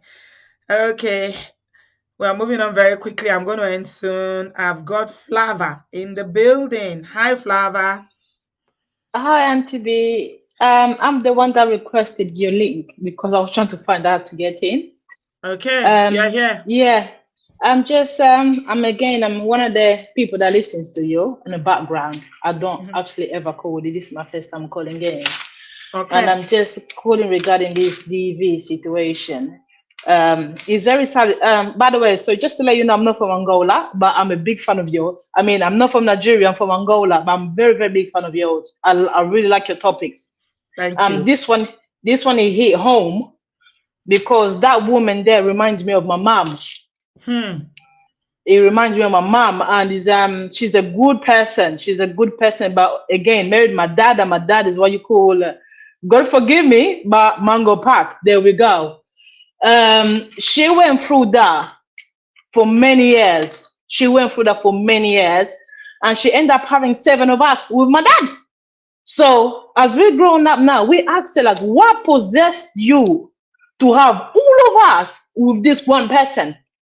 Her answer is always like, oh, I didn't want to have kids with different men. I just wanted to be just have my kids with one person. Yes, and that's one of the reasons that Nigerian women use as well. Exactly, and I think that's the thing is across the whole Africa board, because literally my parents are Congolese and it's the same thing. Yeah. And you'd be like, why? And she's always saying, well, I didn't want to be, your daddy was the first man in my life and I didn't want to change any man. I just wanted to be with one person. I go, but you want to have 7 more kids with him? Yeah. And she was like, well, yeah. And then you'd be like, why? And then she literally had no reason. But this is the thing, this kind of men, they know who to look for. Yeah. They won't come and look for somebody like me because my mouth is big and you will be in trouble. They'll go for somebody like my mom, that they're very quiet, they're very settled people.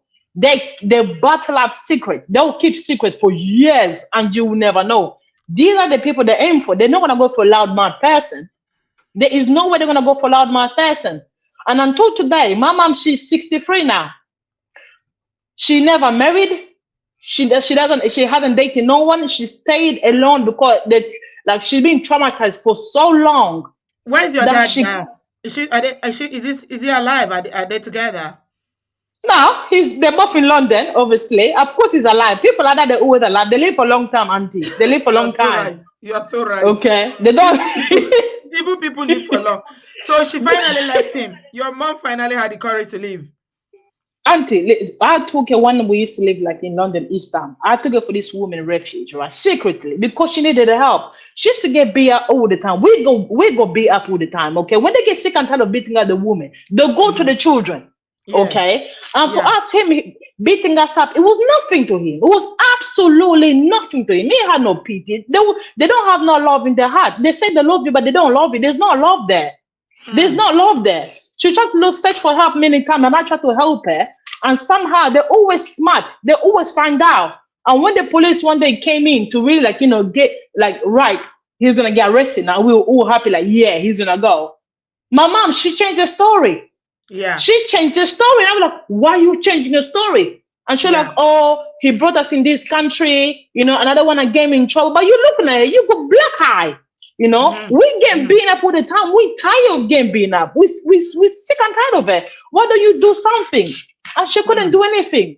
She couldn't do anything until it was just this one day. She said it was a prayer, but I don't think it was if it's a prayer, God, thank you. Then again, I also, God fought for us one way or another. But then I think because the police came and knocked on the door and gave him a warning regarding the situation. So one day he just came home, he packed up all his stuff and he left. Hey, answered prayer. I'm sure you guys celebrated that day. Oh, Auntie was happy, thank God. But behind, he left such a traumatic experience through all our siblings. It was it took years for some of us, it takes years to come out as kids. The thing is, when parents go through that, it's not just their trauma. The trauma also drops to the children. Yes. Can you imagine? My dad, I was 15, right? And I came to him. I call, it's my birthday today. When you're fresh in the country, the kids are celebrating their birthday. You used to, me too, I'm going to celebrate my birthday. And I went to him, oh, that is my birthday today. He told me I was going to be a prostitute. At 15 years old. I was going to be he had the negative words. Absolutely negative words. I was going to be a prostitute. So, you're standing there like, whoa, what did I say to deserve that? Yeah, of course. And that stayed in my heart, Auntie. It really did. As I grew up, I tried everything not to ever go that particular road because you have to be very careful with your words as a parent. Yes, absolutely. You have to be very careful with your words as a parent. Auntie, this is the guy that prays every 6 o'clock. We'll all wake up at 5 something. At 6 o'clock, we have to be downstairs praying for 2 hours. This is the guy when he start praying in tongues. It's like they have a gate just opening and he's entering inside their first class. Church Mongo Park, Mongo Park. Oh Jesus! I'm telling you, he made us read Bible 3 times. We know Bible from the beginning to the end, back to full. We were then children, but you look. And you are reading that Bible traumatized with the beating and everything, and you are reading Bible on top. We were traumatized, Auntie. We were traumatized, and we go to a point where we're sure God does not exist. Because if he existed, I'm sure by now there'll be fire dropping on his head. Some of us actually begin to lose our faith. We're like, no, if he's up there really, and you're seeing this, and this guy is holding your Bible and is lying through his teeth, God, surely go, you can smack him. Surely. We were all saying in our heart, but we couldn't say it out loud. Yeah. He made us pray 6 o'clock every morning for our mom to die. Oh my God. All the kids to pray 6 o'clock for our mom to die. Can you imagine that? Wow. Was your mom not there when you were doing those prayers? No, Auntie. She has to. Remember, this guy, they don't support you financially. He was not supporting my mom financially. Him bringing us to this country was enough. My mom, she had to get a job. Back, when you don't have when you don't have your correct paperwork. Yes. You have to work on somebody's, how it goes. You work on, you use somebody's whatever. Yes. She was using somebody's whatever to work free cleaning jobs. Early morning, she leaves the house already. So that early morning, he would take advantage for us to pray for her to die. Oh Every my 6 God. o'clock in the morning, auntie. And this is the woman. When she gets paid, he demands £100 from that money for his bus ticket. By the way, he's also working. You know. And every single time we'll pray inside our heart, we'll like even and he will come close to us, make sure that we pray for her to die. Just Can you imagine what that? that would do to the psyche of a child for a father to ask the children to pray that their mother should not make it alive.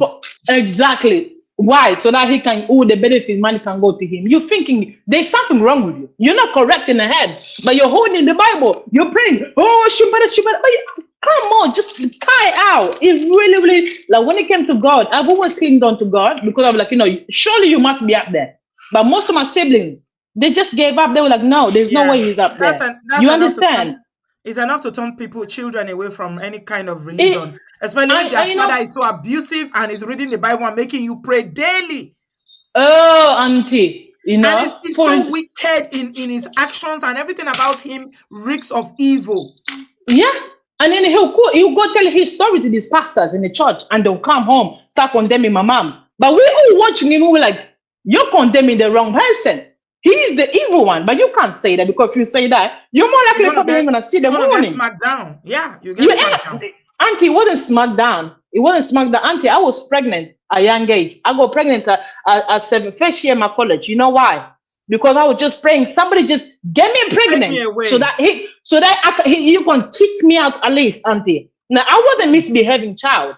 I met somebody. I found comfort in the hand of somebody, and this person also knew that there was some abuse going on home. But how, like you're supposed to, sleep with the guy, go 100% through. I couldn't go 100% through. Me, I ran away. But not knowing that, you can still get pregnant. You understand? You can, and that's how I got pregnant. And I didn't even know I got pregnant. You know how I found out I got pregnant? I started to feel be funny. So this me coming from college, coming home, because at 6 o'clock, everybody must be home. If he's not home, he will call the house phone. You must pick up, and he needs to hear everybody's voice, right? So that day, I didn't know he was at home. So by 6 o'clock, I'm opening it up, I'm getting in. Auntie, I woke up next day. Next day, I got my clothes and I went to work. I went to college. And how did I woke up next day, right?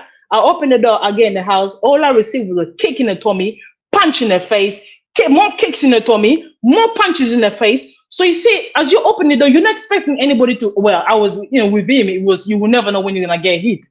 But that kind of beating I received, I had no clue what was happening. All I know, my head was hitting against the wall.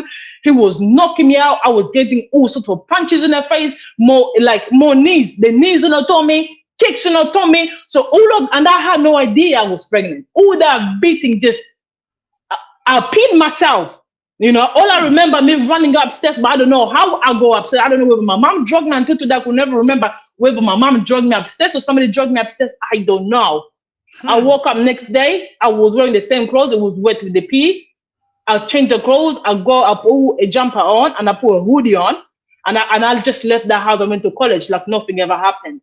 And it never occurred to you to tell your teachers, to tell your lecturers when you were in college? No, Auntie. What happened is when I got in college, they put my hoodie back. When they put my hoodie back, they saw all the bruising. The ear was out of control. The face, it looked like I got hit by a bus, But my friends knew what was happening. So what they did, these college nurses that they take you to, they took me there to get checked out, and I started to feel dizzy and weird. And this, you just have to feel something's wrong, So they got me checked out and everything else. That's how I actually came to find out I was pregnant. I nearly fell off my chair. That's how I came to find out I was pregnant. Your pastor father now finding out that you are pregnant, you're gonna get double for it now. I couldn't go home because after, I couldn't go home. And I was like, please, I can't go home because he's gonna kill me, But the thing is, he was like, and that night I went home. I had to go home. I had nowhere to go. I want to stand in the phone box. Back in the day, they used to use phone boxes. I was just standing in the phone box and I was freezing. But I knew I was scared. I couldn't go home because if I go home, there's a good chance he's actually gonna kill me, But somehow they were like, Flag, just go home. You don't need to tell anybody. Just go home. Just pretend everything all right. I went home pretending everything all right, Auntie. Now, me, I'm being sickle cell carrier, which again, I had rude awakening with everything else that was going on in my life, right? I started to pass out, I start to feel dizzy. I couldn't stand straight. And then my dad was like, you see that baby in your tummy? Yeah, you're pregnant. That baby in your tummy. So I was like, nobody told him I was pregnant. How did you know I was pregnant? You know? And then and he would just look at me like, and inside my heart, I just knew there is no way. So what happened? I booked myself. I got people to help me. It was basically like, long story short, auntie, I ended up in a hospital with a child that took 2 breaths and then gone, right? It let that traumatic experience, it was like I carried it for years. This is me literally cutting off this story in a half, right? So the baby didn't make it. Did you carry the baby to full term? No, auntie, I couldn't carry the baby full term, auntie. I had to get termination. I couldn't carry the baby full term, auntie, because the person that got me pregnant, they didn't want anything to do with the child. They didn't want anything to do with me. For starters, he embarrassed me in front of his friend that I ruined his career, I ruined his football career, blah, blah, blah, blah, blah. You know, oh, he's young. Me too, I was young. Yeah. You know. So you're looking for love in the wrong places because there was no love at home. Exactly, auntie. Exactly. You know, and then a lot of things just happened, and you know, I ended up in a hospital with terminated dead baby, and it's so sad because they say it's a blob. It wasn't a blob. That was like I found out I was 16 weeks gone, and I had no idea. I had no idea that I was that far gone, because in the African home, you don't talk about this. It's taboo. You don't talk about anything. It's taboo. You know. So I ended up finding out, and then I saw that kid, and it was a proper baby. It was little, but it was a child. And it took 2 breaths, and then it passed. And that thing stayed with me. And I remember one of the nurses. In my whole life, I've always had Nigerian people around me. Always. They're always there to keep an eye on me. And I really thank God. And the lady, she came to me, she's like, you know what? You're going to be okay, okay? You're going to be okay. One day, you're going to make it. And I'm looking at her, and I'm like, do you even know the position I am? But she could tell that I was already in a bad place. She knew that I was in a really bad place, but there was not much she could have done. So then I went after that, I went home. And then I just said, you know what? I need to leave the house. I can't be here anymore. And so my mom is looking at like, you know, you're not supposed to leave the house. This is our home. And that was still not enough. That was still not enough for your mom to leave. It wasn't. Auntie, it wasn't. It really wasn't. When I'm telling you, when they get to this stage, even herself, she's traumatized, already damaged to the ground. What strength is she gonna get to leave? She won't get no strength to leave, auntie. They don't. They actually don't. They freeze. Their brain freeze. Everything got beaten out of you. What else have you got left? You got nothing left. You know? Long story short, auntie, my life went through. God always looked after me. I'm married now. I have 4 kids. Now, on my wedding day, my mom is telling me, oh, you should write, before I get married, mom was like, oh, you should write a letter to your dad. And I was writing a letter to say what exactly? What am I supposed to say? Oh, just write a letter, tell him, Daddy, I'm getting married. And then I look, you know, sometimes when you listen to your parents, you look at your phone. You look at your phone twice. You be like, is this coming from you? Oh, is there somebody took over? I was like, Mom, if I'm going to call him, okay, what am I going to say? Oh, just telling me, Ma, Daddy, I'm getting married. I go, which dad? I go, what exactly, what positivity did he contribute in my life for me to call him? She wants you to invite him to come. Oh, auntie, my sisters and my brother, they were like, if you invite him, we're not coming. And the church was very simple. It was simple. I go, I'd rather have them than having you in there. You know, the church was very simple. You know, I hope your brothers, if you had brothers, I hope they didn't inherit any of that behavior. The younger one does. Yeah, that's it. The younger one does, and it's almost like this boy's hormone is so high. It's like he's trying to make up for losses. He's trying to make up for, I don't even know, missing man. I don't know. You know, and the sad thing about it, like, that is one of the dangers. The children usually, you are lucky there's only one of your brothers that inherited it. How many brothers do you have? There's 2 of them. Oh, okay. One escaped, the other one inherited it. Yeah, it's certain they have to inherit it because this is all they knew growing up. This is all they knew. The younger one, you know, he was basically kidnapped by my dad when he was in school. One day my mom went to pick him up from school, and he was never there. Then my dad came to pick him up, and she never saw her son for 2 years. After he left the house, he took him for, I think, how many years ago was that? That was like, he took him for about 3 years, 3 to 4 years. She never seen him. Yeah. And that boy was the closest to her heart. And he took that. And he took him. And my mom never ever saw her son. And then one day she was going to the church. The train came late. So she just thought, you know what, let's go back home. And she started to go back home. She passed this young man. She passed my little brother and she couldn't recognize him. You know, she passed this young man. And this young man was calling, Mom, Mom, Mom. My mom was just keep walking up, you know, who was calling me. You know, she turned around, this young man was like, Mom. And so my mom looked at him for a good 5 minutes. She burst down crying. She couldn't even recognize her own son. Because it wasn't the same boy that she raised that. He became completely different boy. He looked like a homeless man. Oh, goodness. He was smelling like a homeless man. So I always say for every woman out there, draw the strength, walk away. And I know it's hard. I know it's socially African. When you leave, especially if they brought you in this country, you left your husband, even though he brought you. It's always a woman that pokes another woman. Yeah. It's always a woman that pokes another woman without realizing what she's going for. You don't know. You know? What she's going for, you don't know. Now, our little brother, we're trying to put this boy straight. We're like, that behavior, you need to cut out that behavior. Luckily, you don't hit your wife. But the words that come out of your mouth is disgusting. Your behavior is gross. Yeah. You know? Yeah, but it doesn't matter how much you... He needs a lot of, you know, therapy, and unfortunately, boys don't like doing therapy. So no, they don't. Your dad has done a number on him. He's passed it on to him. He's passed the battle, the mantle. The mantle. He's passed it down. As much as you were like, I'm not like that, but you know what? You look at him like, dude, your behavior. You call your wife, the one that he's married to now. They're married for less than a year. He called her fat and ugly in the restaurant. And the following week, you're always engaged. I looked at him like, you're stupid. No, you know? Because there is no way you're going to call me fat and ugly and then propose to me. I'm going to say yes. You must be mad. And she said yes. And the girl said yes. After she was publicly called names. She said yes to the proposal. She said yes to the proposal. How many? Is this his first or second marriage, or which one? Third? No, this is actually his first marriage. This is his first marriage. She's in for a long ride. She needs to go and listen to the stories that your mom has. She is, and you know the sad thing about it, she has the same character as my mom. I look at both of them, I'm like, oh, good Lord. Oh, he picked her very well, the same way your dad picked your mom.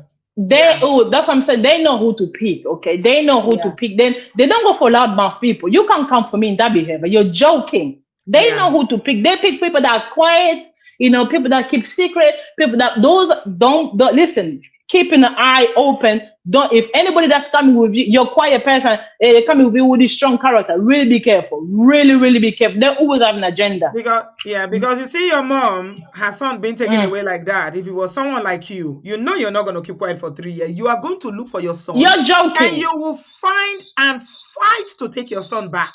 Auntie, you will see me in the news. You will hand that boy back. You see me in the news. Yes. You know, but she never. That.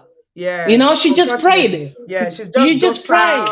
You know, her spirit she's weak. She's been beaten and broken, and so she just let it go. She just let it go.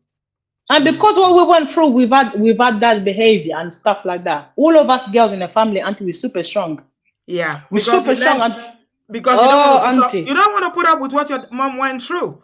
So absolutely not. We raised up financially. We raise up physically, as in you find us in the gym, karate classes, because you be like, if any man go pack, if you come, auntie, you have to prepare because you are auntie, prepared. you have to prepare, auntie, because if you see what your mom went through, and she used to have, like back home in Africa, she was, the woman that she used to handle her business, you know. She used to handle her business, but she left everything back to come here and meet her husband, only to find that this husband is a monster that some of us didn't even know he was a monster. We had rude awakening. Back home, we got touched by his siblings. And we came here like, you know what, we're going to tell you off to my dad when I see my dad. Only to find out your dad is a bigger monster than his siblings. But then you as a mother, you... Makes you pray at 6 a.m. You do prayer for 1 auntie. hour. 1 hour, auntie, 1 hour. Which 1 hour are you talking about, auntie? He will call you for 5 hours. By the 5 hours, you run out of word within a half an hour, you know. But you just stand, I'm telling you, until today he goes to church and he preaches. He's even aiming to become a pastor. Can you imagine? He's God aiming to become a pastor. God is You know? merciful. God is merciful. So people, but you know yeah, what? so yeah, auntie. He's Yeah, gonna go get on, his auntie, go karma. on. He's gonna get his karma. You know what? Oh. With people like your dad, all those Mongo parks, their old age is usually sad and lonely. By the time he's lying on that bed, I've done stories like that here. We've seen people like that. He'll be crying and looking for you. Because in this country, nobody's going to visit him. All of you are getting married and nobody invites him. He's going to end up alone, cold in this country, in this world. I made peace with him, okay? Because I always believe, you know what, you could have your bitterness, but as I'm grown now, God gave me, I have my own right, okay? So I make peace with, I have to make peace with him, auntie. You know why? Yeah. Because I have a good husband, all right? I have a good family. I have a husband that takes care of me, me and the family. Like, we're like his number one priority. There is no ifs or buts about that, right? But then I was becoming angry. I was becoming somebody, you know, this anger was just coming out of me for no reason, you know, and I was just getting so angry and I'm treating him like he's my enemy. But my husband wasn't my enemy. I had all these loads from my, you know, from when I was young and from my childhood. And he like, it was not fair for me to treat him like that. Absolutely not. Yes. So I was like, you know what? I need to find help. And I was like, you know what, God? I was like, I'm sorry, God. There's therapy that know that I'm gonna come to you first. I need some deliverance first of all, okay? I was like, I don't even trust pastors because you know, pastors, majority of them are dodgy. So I'm not even going there. But I personally need you to do me deliverance because I want what's best for me. Okay? You said you want what's best for us in the Bible. Me too. I choose what's best for me now. I need it. I really need it. You know. And then so I went to my journey of searching God and looking for God. And you know what? And one thing I found, I did. My mama always telling me, when you look for God, you'll find him. You know? And I did. And one thing I was like, and I felt like God was telling me, God first, let me be clear. He told me to make peace with my dad. And I go, God. I was like, no, that's the devil's voice. That cannot be you. I started to rebuke the voice. I go, I rebuke that voice. I go, it's not you. I go, God, because if it's you, God, you saw what happened. God, you saw what he did to us. God, you cannot make me go through that road. But you know what, auntie? My only healing road is to face the enemy that the most damage in your life. And he was the enemy that did the most damage in my life. And you know, sometimes we say, oh, we forgive the person, we forgive. No, we haven't forgiven a person until you meet them face to face.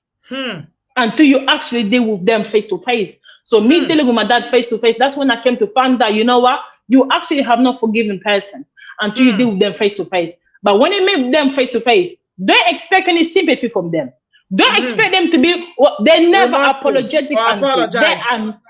You know, auntie, this one, he even started to pray over me. You're like, God, I rebuke every demonic spirit from this child that he's trying to pop my temper. He uses prayer the wrong way. You went to confront him to try to find healing. He started praying over you again. This man can pray. Auntie, he prayed over me saying that I cancel every demonic spirit that trying to make this child anger me. And I'm like, I got me angering you. And he said, amen. I was like, I'm not saying amen to that. You're joking. You know.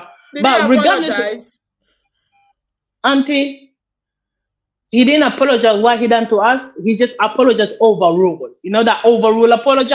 It's just like, oh, we all done wrong. I'm sure we cannot forgive each other. And people like that will be one of the people that will be saying, all these women, when you bring them from Africa, they'll leave you. But look at the mess he's made of his marriage. Look at what he did to your mom. Just look at what he did to all his children over the years. The damage, auntie, the damage is a serious damage. My older brother, he's 45, and this guy, he's only just deciding to get married now. Of course. He's been traumatized so bad. Sometimes listening to his story, and his story, he's full of his story from his fiance now. That's when I found out about, I never looked at him the same again. And I was like, oh my goodness. Yeah. We thought he was a wimp. But he wasn't a wimp. He will get the brunt of it because he's the oldest. Your father is the oldest, responsible for everybody. Exactly. And until today, he finds a way to beat him down. And now, and obviously, thank God for the wife, the fiance. Now she's a tough one. She's Australian. This one here, you can't mess one with her. She's a bush girl. you know, and they'll find a way to knock him down. And she'll be like, excuse me, you cannot say that. You will not say that. Not under my roof. And I'll be like, God, thank you. Because if it was one of us, he'll be like, oh, I'll curse you. I'll curse up in your life. I will do this, I'll do that. But with her, it's like, yeah, no, this is not flying. This is my husband. And you're not about to say that. You know, people severe trauma. Severe trauma, auntie. Yeah, you it's know? a lifelong thing. Yeah, when children experience that level of abuse, it's a lifelong healing work that you have to do. And you have to be very intentional about it. You have to be really intentional about it.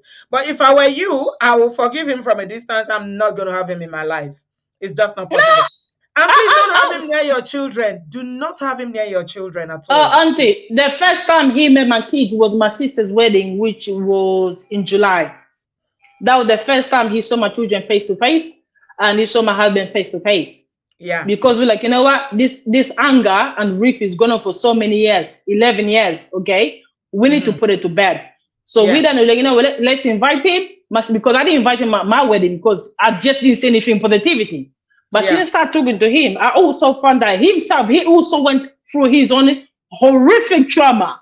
So my question is always like, okay, you went through horrific trauma. Why would you reflect that trauma into your own kids and your wife? What do I always say about Africans passing down generational trauma? Can you see now? Yeah. You know, Flava's father went through it from his parents. He has handed it over to his children, now his last child. Thankfully that some of you are doing well, you married, and you're trying to get on with your life. And your brother, the last one that you said he's behaving like him now, if he doesn't do the work of healing, he's going to hand it over. That is how exactly. You see how generational wealth works. That's how generational trauma works. You can hand it over to the next generation, and it's through your children that you hand it over. So all of you that are listening to this broadcast tonight, thank you very much, everybody. Give us a thumbs up. I deliberately allowed Flava to talk because I'm going to cut out this part of it and post it again. So it's good to hear from children when they experience this, because a lot of women will stay because of children. You can see what she has said. This is what happened to her and her siblings, because her mother said she was staying for children. So don't say, it's not me. God forbid, it's not me. I reject it. No, don't reject it. It's already happening in your home. If you are in a very, very abusive marriage like this, where your children every day will wake up to Mongo Park like this, he will beat you, he will beat them, he will beat everybody, he will cuss you out, he will say things. Imagine a father saying to the daughter at 15 years old that you're going to end up being an Olosho. Did you ever have therapy, Flava, or you say you did deliverance by yourself and all that? No. Oh, no, it wasn't by myself. It wasn't by myself. You went to God. Then you found God by yourself. I had to, you know, I just followed the direction, the Holy Spirit within you. You have to listen and just follow step by step. And I followed the God's voice step by step. It was hard and it's not easy. Imagine you're meeting up somebody that horrifically ruined you. It is not easy. But you know, when you're within that position, the anger doesn't have place in your life anymore.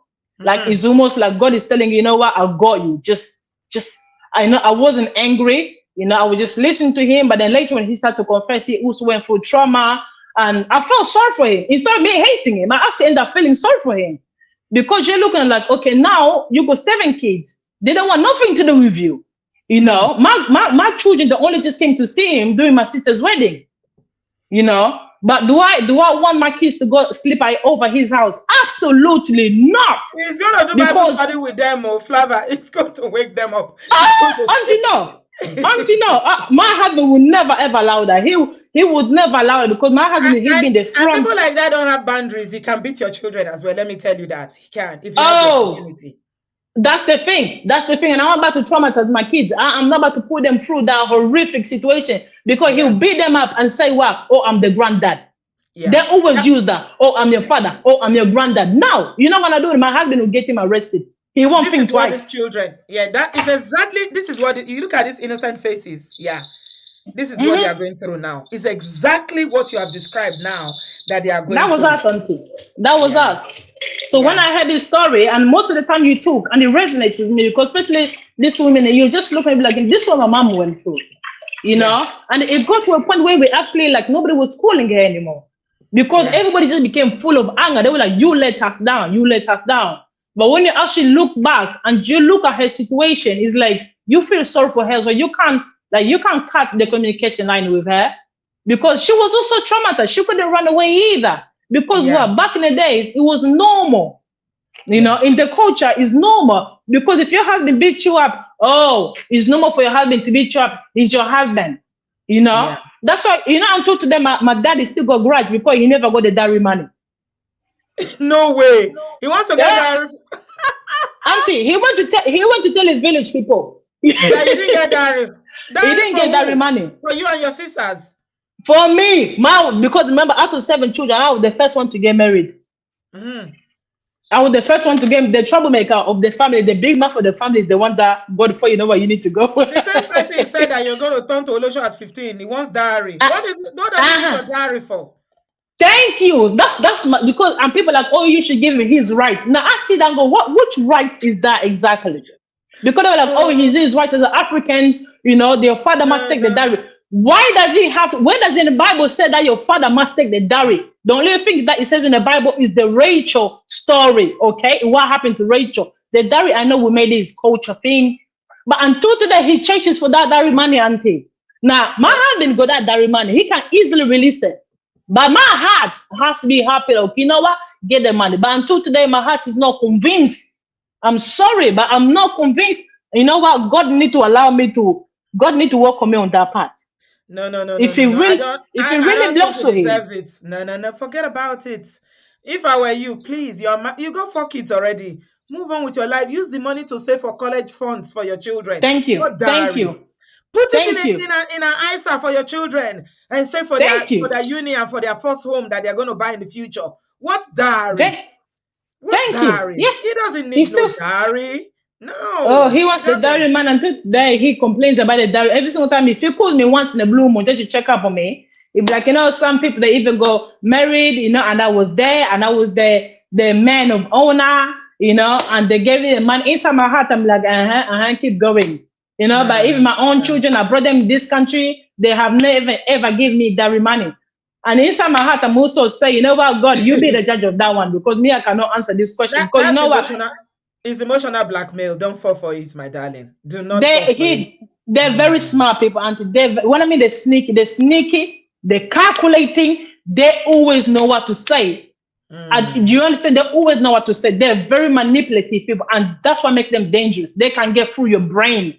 They can get in your mind and literally have you on the palm and grip it. If you allow it, Thank you. If you allow it. Thank you so much, Flava. I thoroughly enjoyed talking to you. I've spoken to 2 people tonight who are first-time callers, and they've given me so much joy. Flava, you are assertive, you are bold, you are funny as hell, and you just bring it. Oh my God, I can't talk. The way you talk is so funny. It's like you're telling this story, which is a really sad, a very traumatic story, but you let it with so much humor that we'll laugh and then we'll feel like crying again. Thank you so much for sharing with us. Thank you. You're welcome, Auntie. Really and just quick one before you go. Sorry, Auntie, before you go. When you go to church, if you go to church on Sunday, if you see them daddies, or you could daddy, the one that they sit at the front of the church, the one that they clap their hand like the wood, like you're beating wood. You know when you're beating wood, it goes clap. Those people, those are the mango pack. The French 3 rows, them daddies that sit at the front, majority of them. The one that they clap, hallelujah, those are the ones that you need to look on the corner of the eye. It's you. Thank you so much. Oh my God, Flower is funny. She said, when you go to church on Sunday, those them that sit in the front, the ones that clamp the wood, clap. Please, Flower, don't let them drive me away from church. Some of my church people watch my show. Oh my God. Oh, these live shows are everything. It's how we started out with this story with Harrison and Joy, and we ended up laughing because Flava has just made us laugh. Oh my, Angola. She says she's from Angola. Oh my God. But in as much as we are laughing because she's very, very funny, right? The lessons are not lost. I don't know about you. The lessons are not lost to me. So for all of you women that are saying, hey, I want to have my children in one place, remember Flava. Her name is Flava. Remember her very, very well. She's saying it now in hindsight, okay? But even as she's saying it, you can still hear the pain. You can hear the pain. It's not done yet. And take the learning from it. When you stay in an abusive marriage, you are training your children to be abusers. Shikena. Oluwafemi, thank you so much for your patience. I was just about to round up because I saw you left a minute ago. Welcome. Please unmute yourself. Somebody say church The leaders church don't leaders collect. don't collect. Church elders. Good evening, Auntie Yeah. B. Good evening, Obodo fam. Can you all hear me? No, we can't No, hear we you can't very hear well. you very well. I I can can hear hear myself. myself. Uh-oh. It's like Can It's you like hear you're me? using two devices. No. I'm actually calling you from my phone. Okay, go ahead. Okay, go ahead then. Okay. So I want to say a very big thank you for the work you have been doing. I have been with you for like 3-4 years, being a subscriber. And I want to say a very big thank you. You deserve all the flowers. I have learned so much from your platform. And I have experienced the same things that have gone on. And this story just triggered me big time. And I said, today I must contribute. I heard what you were saying about the work you want to start in Nigeria, and I want to be a part of it. I called you I think 3 years ago. I chatted you up on WhatsApp. I don't know if you remember. However, after our chat, she said, go get a job. And I appreciate that. That hit me because at the time I was in ground zero facing DV and I was stranded. Like, You know some Some of these things I say, I don't even I don't remember even that. remember that. no, I say them. it's on your I WhatsApp. can't remember. It's on your WhatsApp. And so this is me that I had a 9 to 5 in Nigeria and, had a good business. But then I relocated. That's another story for another day.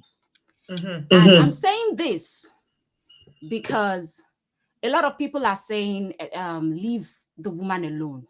The lady that, went back to her husband. The thing is, right now, she's not in the right frame of mind.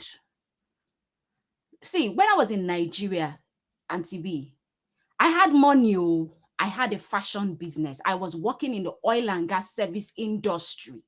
I had money, but I was in an abusive marriage and I couldn't leave. So it's the mindset.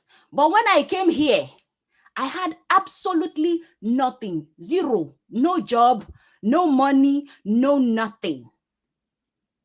But I was able to leave because of the mindset. And I was able to start from ground zero.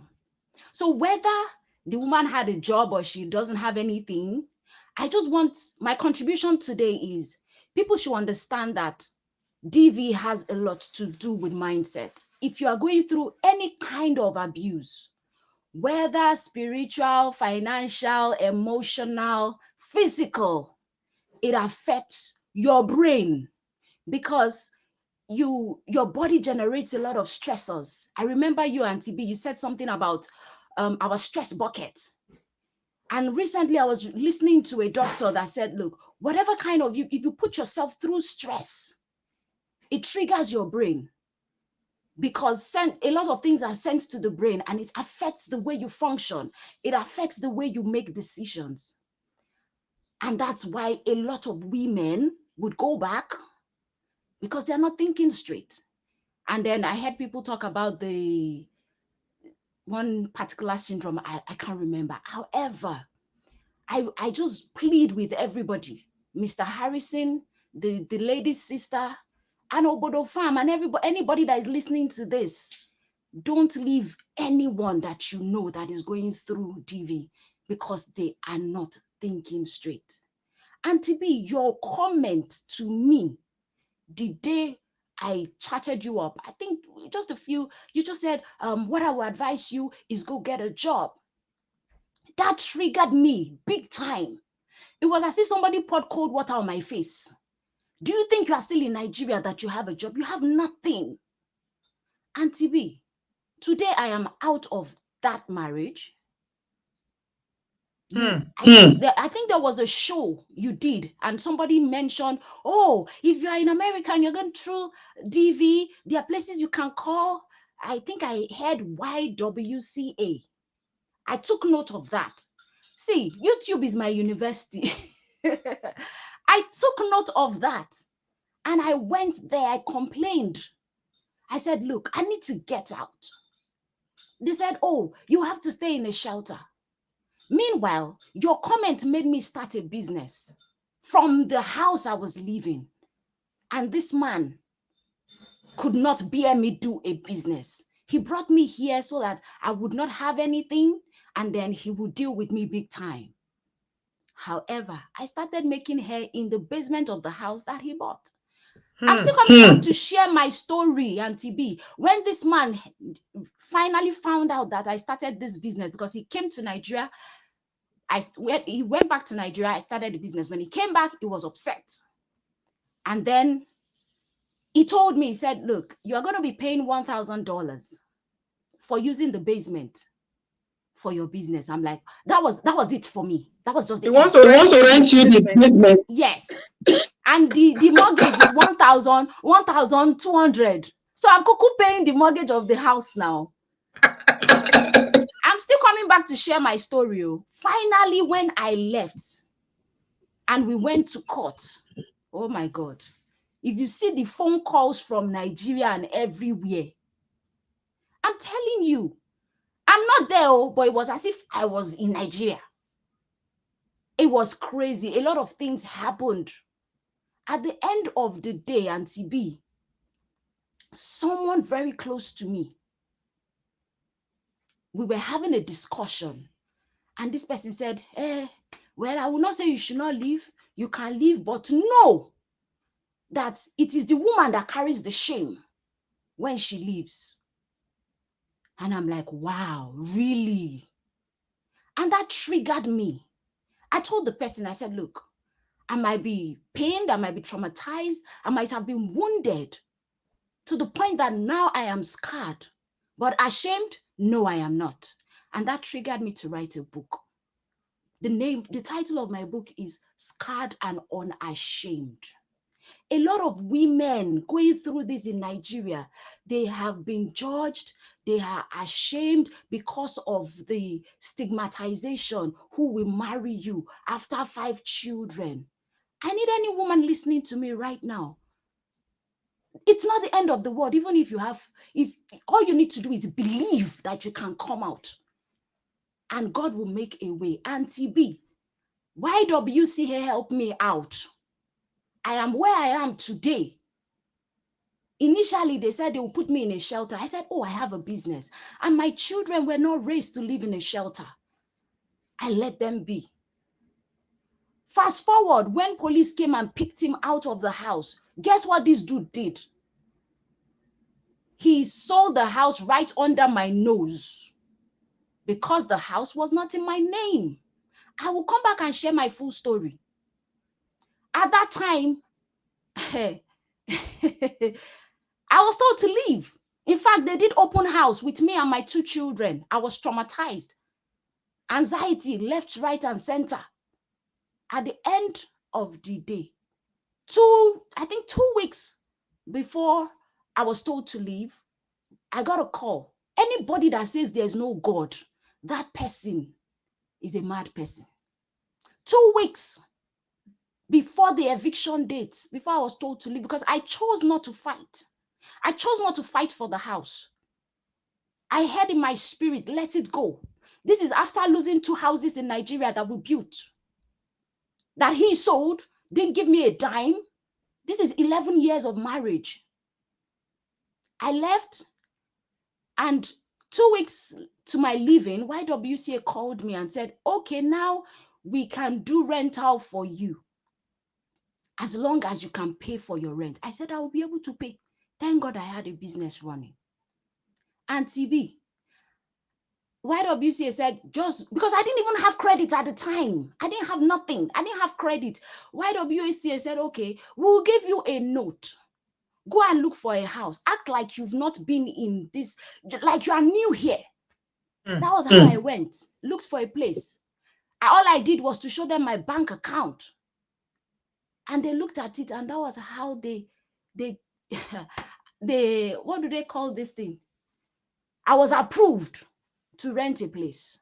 After being approved, YWCA told me, you have been through so much. I wasn't in hell. God has been faithful.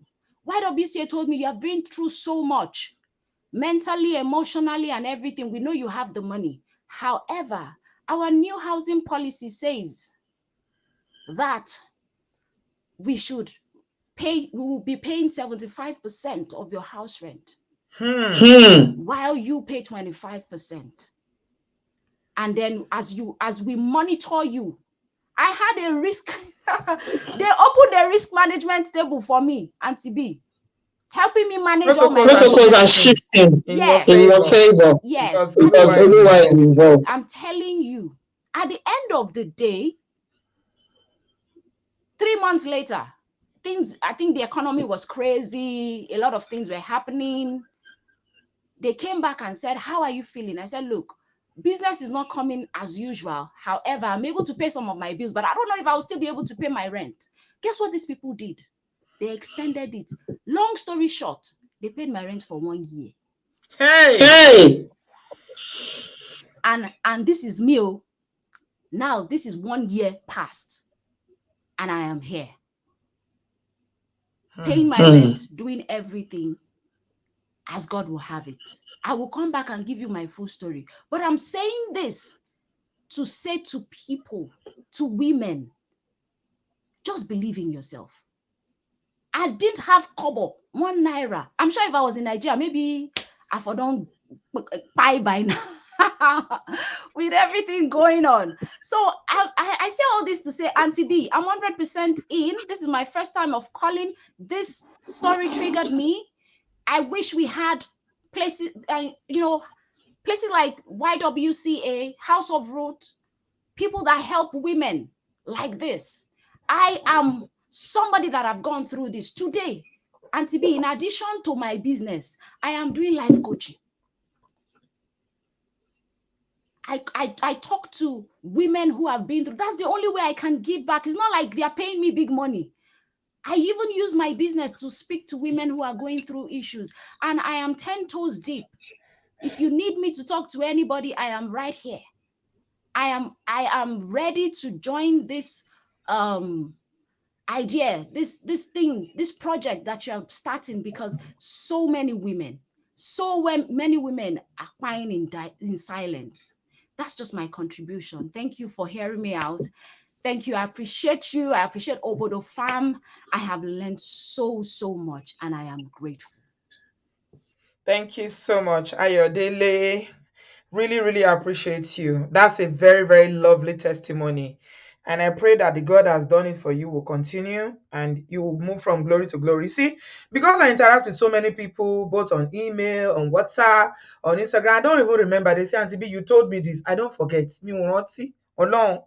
But what I always do is that when somebody comes to meet me and they say, this is what I'm going through, I put myself in their position.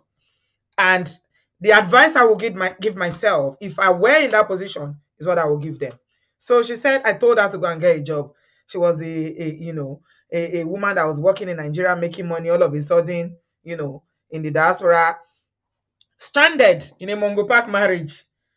Yeah, you have to empower yourself. You know what?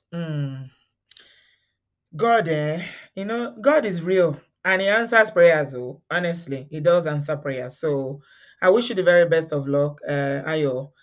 Come back and share your story. It's amazing how some of you will say, I will come and share my story. I'll come and story. You learn and get things, but I know sometimes it's not so easy for you to come forward because some people say, oh, I'm shy or this and that. Somebody called me today. Oh, God. It is well. Thank you very much. Please do come back and share your story. The reason why we encourage people to tell stories because there is power in human stories. It was another person that came to share their story, and they told you about that program, WCH or whatever they call it, that you found about it, and it was helpful for you to get your own freedom, to get away from abuse, to get your children to a place of safety. So if you share your story, you're not only helping yourself, you're helping other people. And like you said, no more shame for living abusive marriage. Oh, women, hold your head up, because now they're alive, now they marry. I don't care whether anybody, whatever anybody is saying, the covenant of life, yeah, is greater than the covenant of marriage. Marriage is honorable, but if your own marriage is not honorable and you are exposing yourself like this Joy and this beautiful children, children, when people they find and oh God, nígbà míì gan, you'll be asking God pé báwo lẹ ṣe ń pín, Ọlọ́run báwo ló ṣe máa ń pín kíní yìí. People will give anything to have these children. Look at them. This man is just putting them through all this. Yeah, so definitely come and share. It's helpful. Human stories are very powerful. They encourage other people, they motivate other people, and they help other people because they learn, because they know, okay, this person have been through it. Me too, I can survive it. That's why we encourage people to come and share. Thank you so much, everyone, for tonight. It's been a very, very wonderful session, especially with Flava. And earlier on, I had the other sister who said she was a first-time caller as well. We'll continue to learn, we'll continue to grow, and we'll continue to involve. The job is not a one-man job. So please, I want us to be able to help Harrison in a little way. Okay, I don't think if anybody has used any of the things I shared to send anything, download the SendWave app. If you don't have any app to send money to Nigeria, please. If you are catching this on playback, I would really, really appreciate your contribution, because he's doing such an amazing work. Come on now, let's give it up for the guy. We always complain. This is a Nigerian man using his own, little resources that he has within his means. No formal funding, no big time funding from anywhere. So I just want us to help him, to appreciate him a little bit. Just give him something. Just give him something while we are figuring out our own and the work we want to do. And when we do start, we're still going to need people like that, because we cannot be in all the states. He already has established protocols and systems. We can tap into that.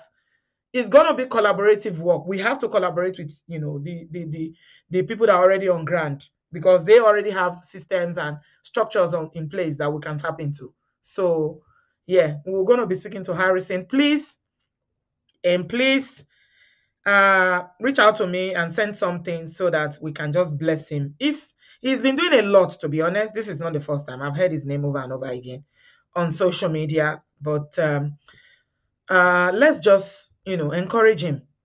All this travel, all these people that are putting themselves, isn't it amazing that we are seeing men that are doing this, putting themselves at risk, traveling from Umuahia to Aba all the time? It's not easy to do this work. So please, if you're catching this on playback and you want to help us, we're going to set up, as soon as we get our registration done, we're going to set up a bank account. But I hear it's a process. You know how Nigeria is. It's not something you can do overnight. My lawyer says it's going to take about 30 days to get it done, but we started the process already. So we're going to, as soon as we get the registration done, we'll set up a bank account so people can donate. We're going to need a lot of resources. So all of you that say you are with me, please, don't love me with your mouth alone. No. We need a lot of resources, both human resources and financial resources, until we're able to stabilize and get some formal funding. Please. So if you want to send something, there's PayPal there and there's Nigerian bank account. Thank you so much, everyone. I appreciate you. Have a lovely evening. Sunday, I will see you guys on Sunday night. We've not done cruise for a long time. All these stories are so heavy. Maybe we'll do cruise. Just be on the lookout. I don't know whether it's going to be tomorrow, Friday, or Saturday. We'll just do I was going to do cruise today, Thursday cruise. I saw a story today. I wanted to use and do cruise. Cynthia, I remember. There's a woman I saw on social media on Linda Ikeji that was crying. She said that she's 39 years old. She says, spiritual husband, no let them see. It says spiritual husband. He says spiritual husband, no let them marry. So I wanted us to talk about that. Okay. So I think maybe either tomorrow or Saturday, definitely we should talk about it. Yeah, I think it's gonna be entertaining, and but there's learning in it as well. So thank you so much, everybody that shared tonight. Thanks to everybody that has contributed in one way or the other.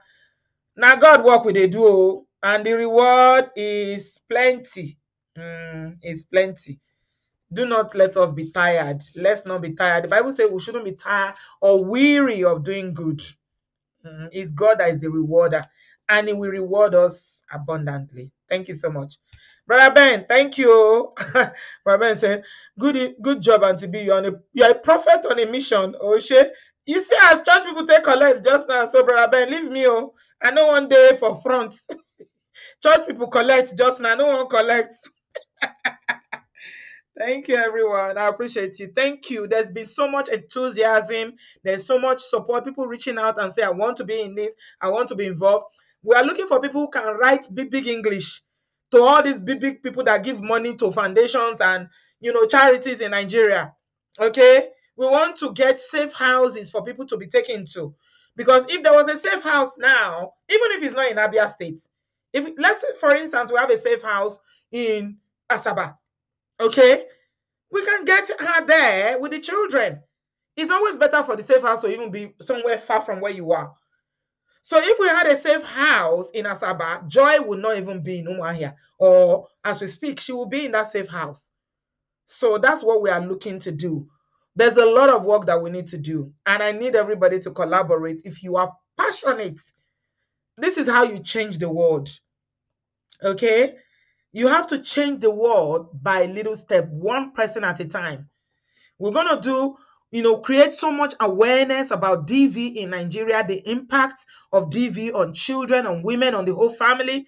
We've even included that we want to even do anger management classes for Mongo Parks. Yeah, because we have to work with Mongo Parks, whether you agree with me or not. We need to work with Mongo Parks, anger management, empowering them, giving them counseling to deal with these issues that, whatever, like, Flavor told us the brother they experience. We need to decondition them. So if you're a therapist here, you're a counselor, reach out to me as well. Joe, please. We need volunteers. We need people who are willing to do the work. Thank you so much, Cynthia, for being always very helpful in these things. Thank you. I appreciate you. Yeah, we need safe houses, we need education, we need so much. And it all starts with you and I coming together, and we need to start and then push it out.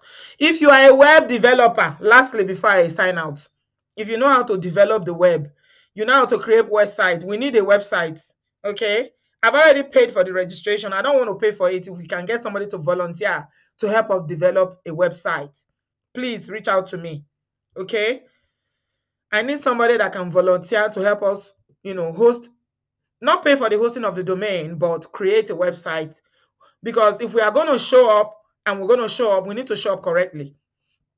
The only way we can appeal to international organizations is for us to be properly set up. And that's why we are starting with registration. We need to do it well. I'm not going to do it haphazardly. No, I'm a professional. So anything I'm doing, I'm going to do it. And I'll do it systematically to make sure that it's done properly. Okay? Yes, there's going to be training in schools, in churches, religious places, police, all across. All this is going to be a lot of work. So let's walk the talk. We are walking the talk. No more just talking. We're going to walk the talk. And God is going to help us. Please get in touch with us if you can help us to start to create a website. And donations are welcome because the work is started already. Yeah.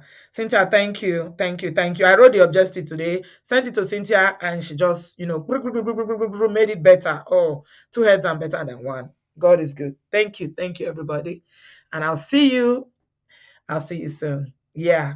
We started already. I'm super excited. I'm pumped up, and I'm elated about what God is about to do in our lives. Yeah. We are going to do it. It's not going to be easy, but We'll start somewhere. Thank you, everybody. Please give us a thumbs up, like, and share this video. I'm looking for somebody to help us create a website for the work we're about to start. Reach out to me. Contribute, donate generously. We need donation. No, alone. Please don't donate on YouTube. As soon as the account is created, I'll start sharing it. YouTube will take 30% of it, and I'm not going to get the money till God knows when. Yeah, just send it to my Nigerian account or to PayPal. When the bank account for the foundation or the charity is created, I'll start sharing it every day. So that, a little bit here. Don't say it's not much. I only have this. No, every little helps. We put it together and then it becomes something. I really want us to give something to Harrison. I'm volunteering to donate some money. If you want to add to it, please do so. Yeah. And we'll send it to him. He's doing amazing work. Thank you so much, everybody. Get in contact with us and we'll speak soon. I love you guys. I appreciate you. And I'll see you soon. Bye, guys.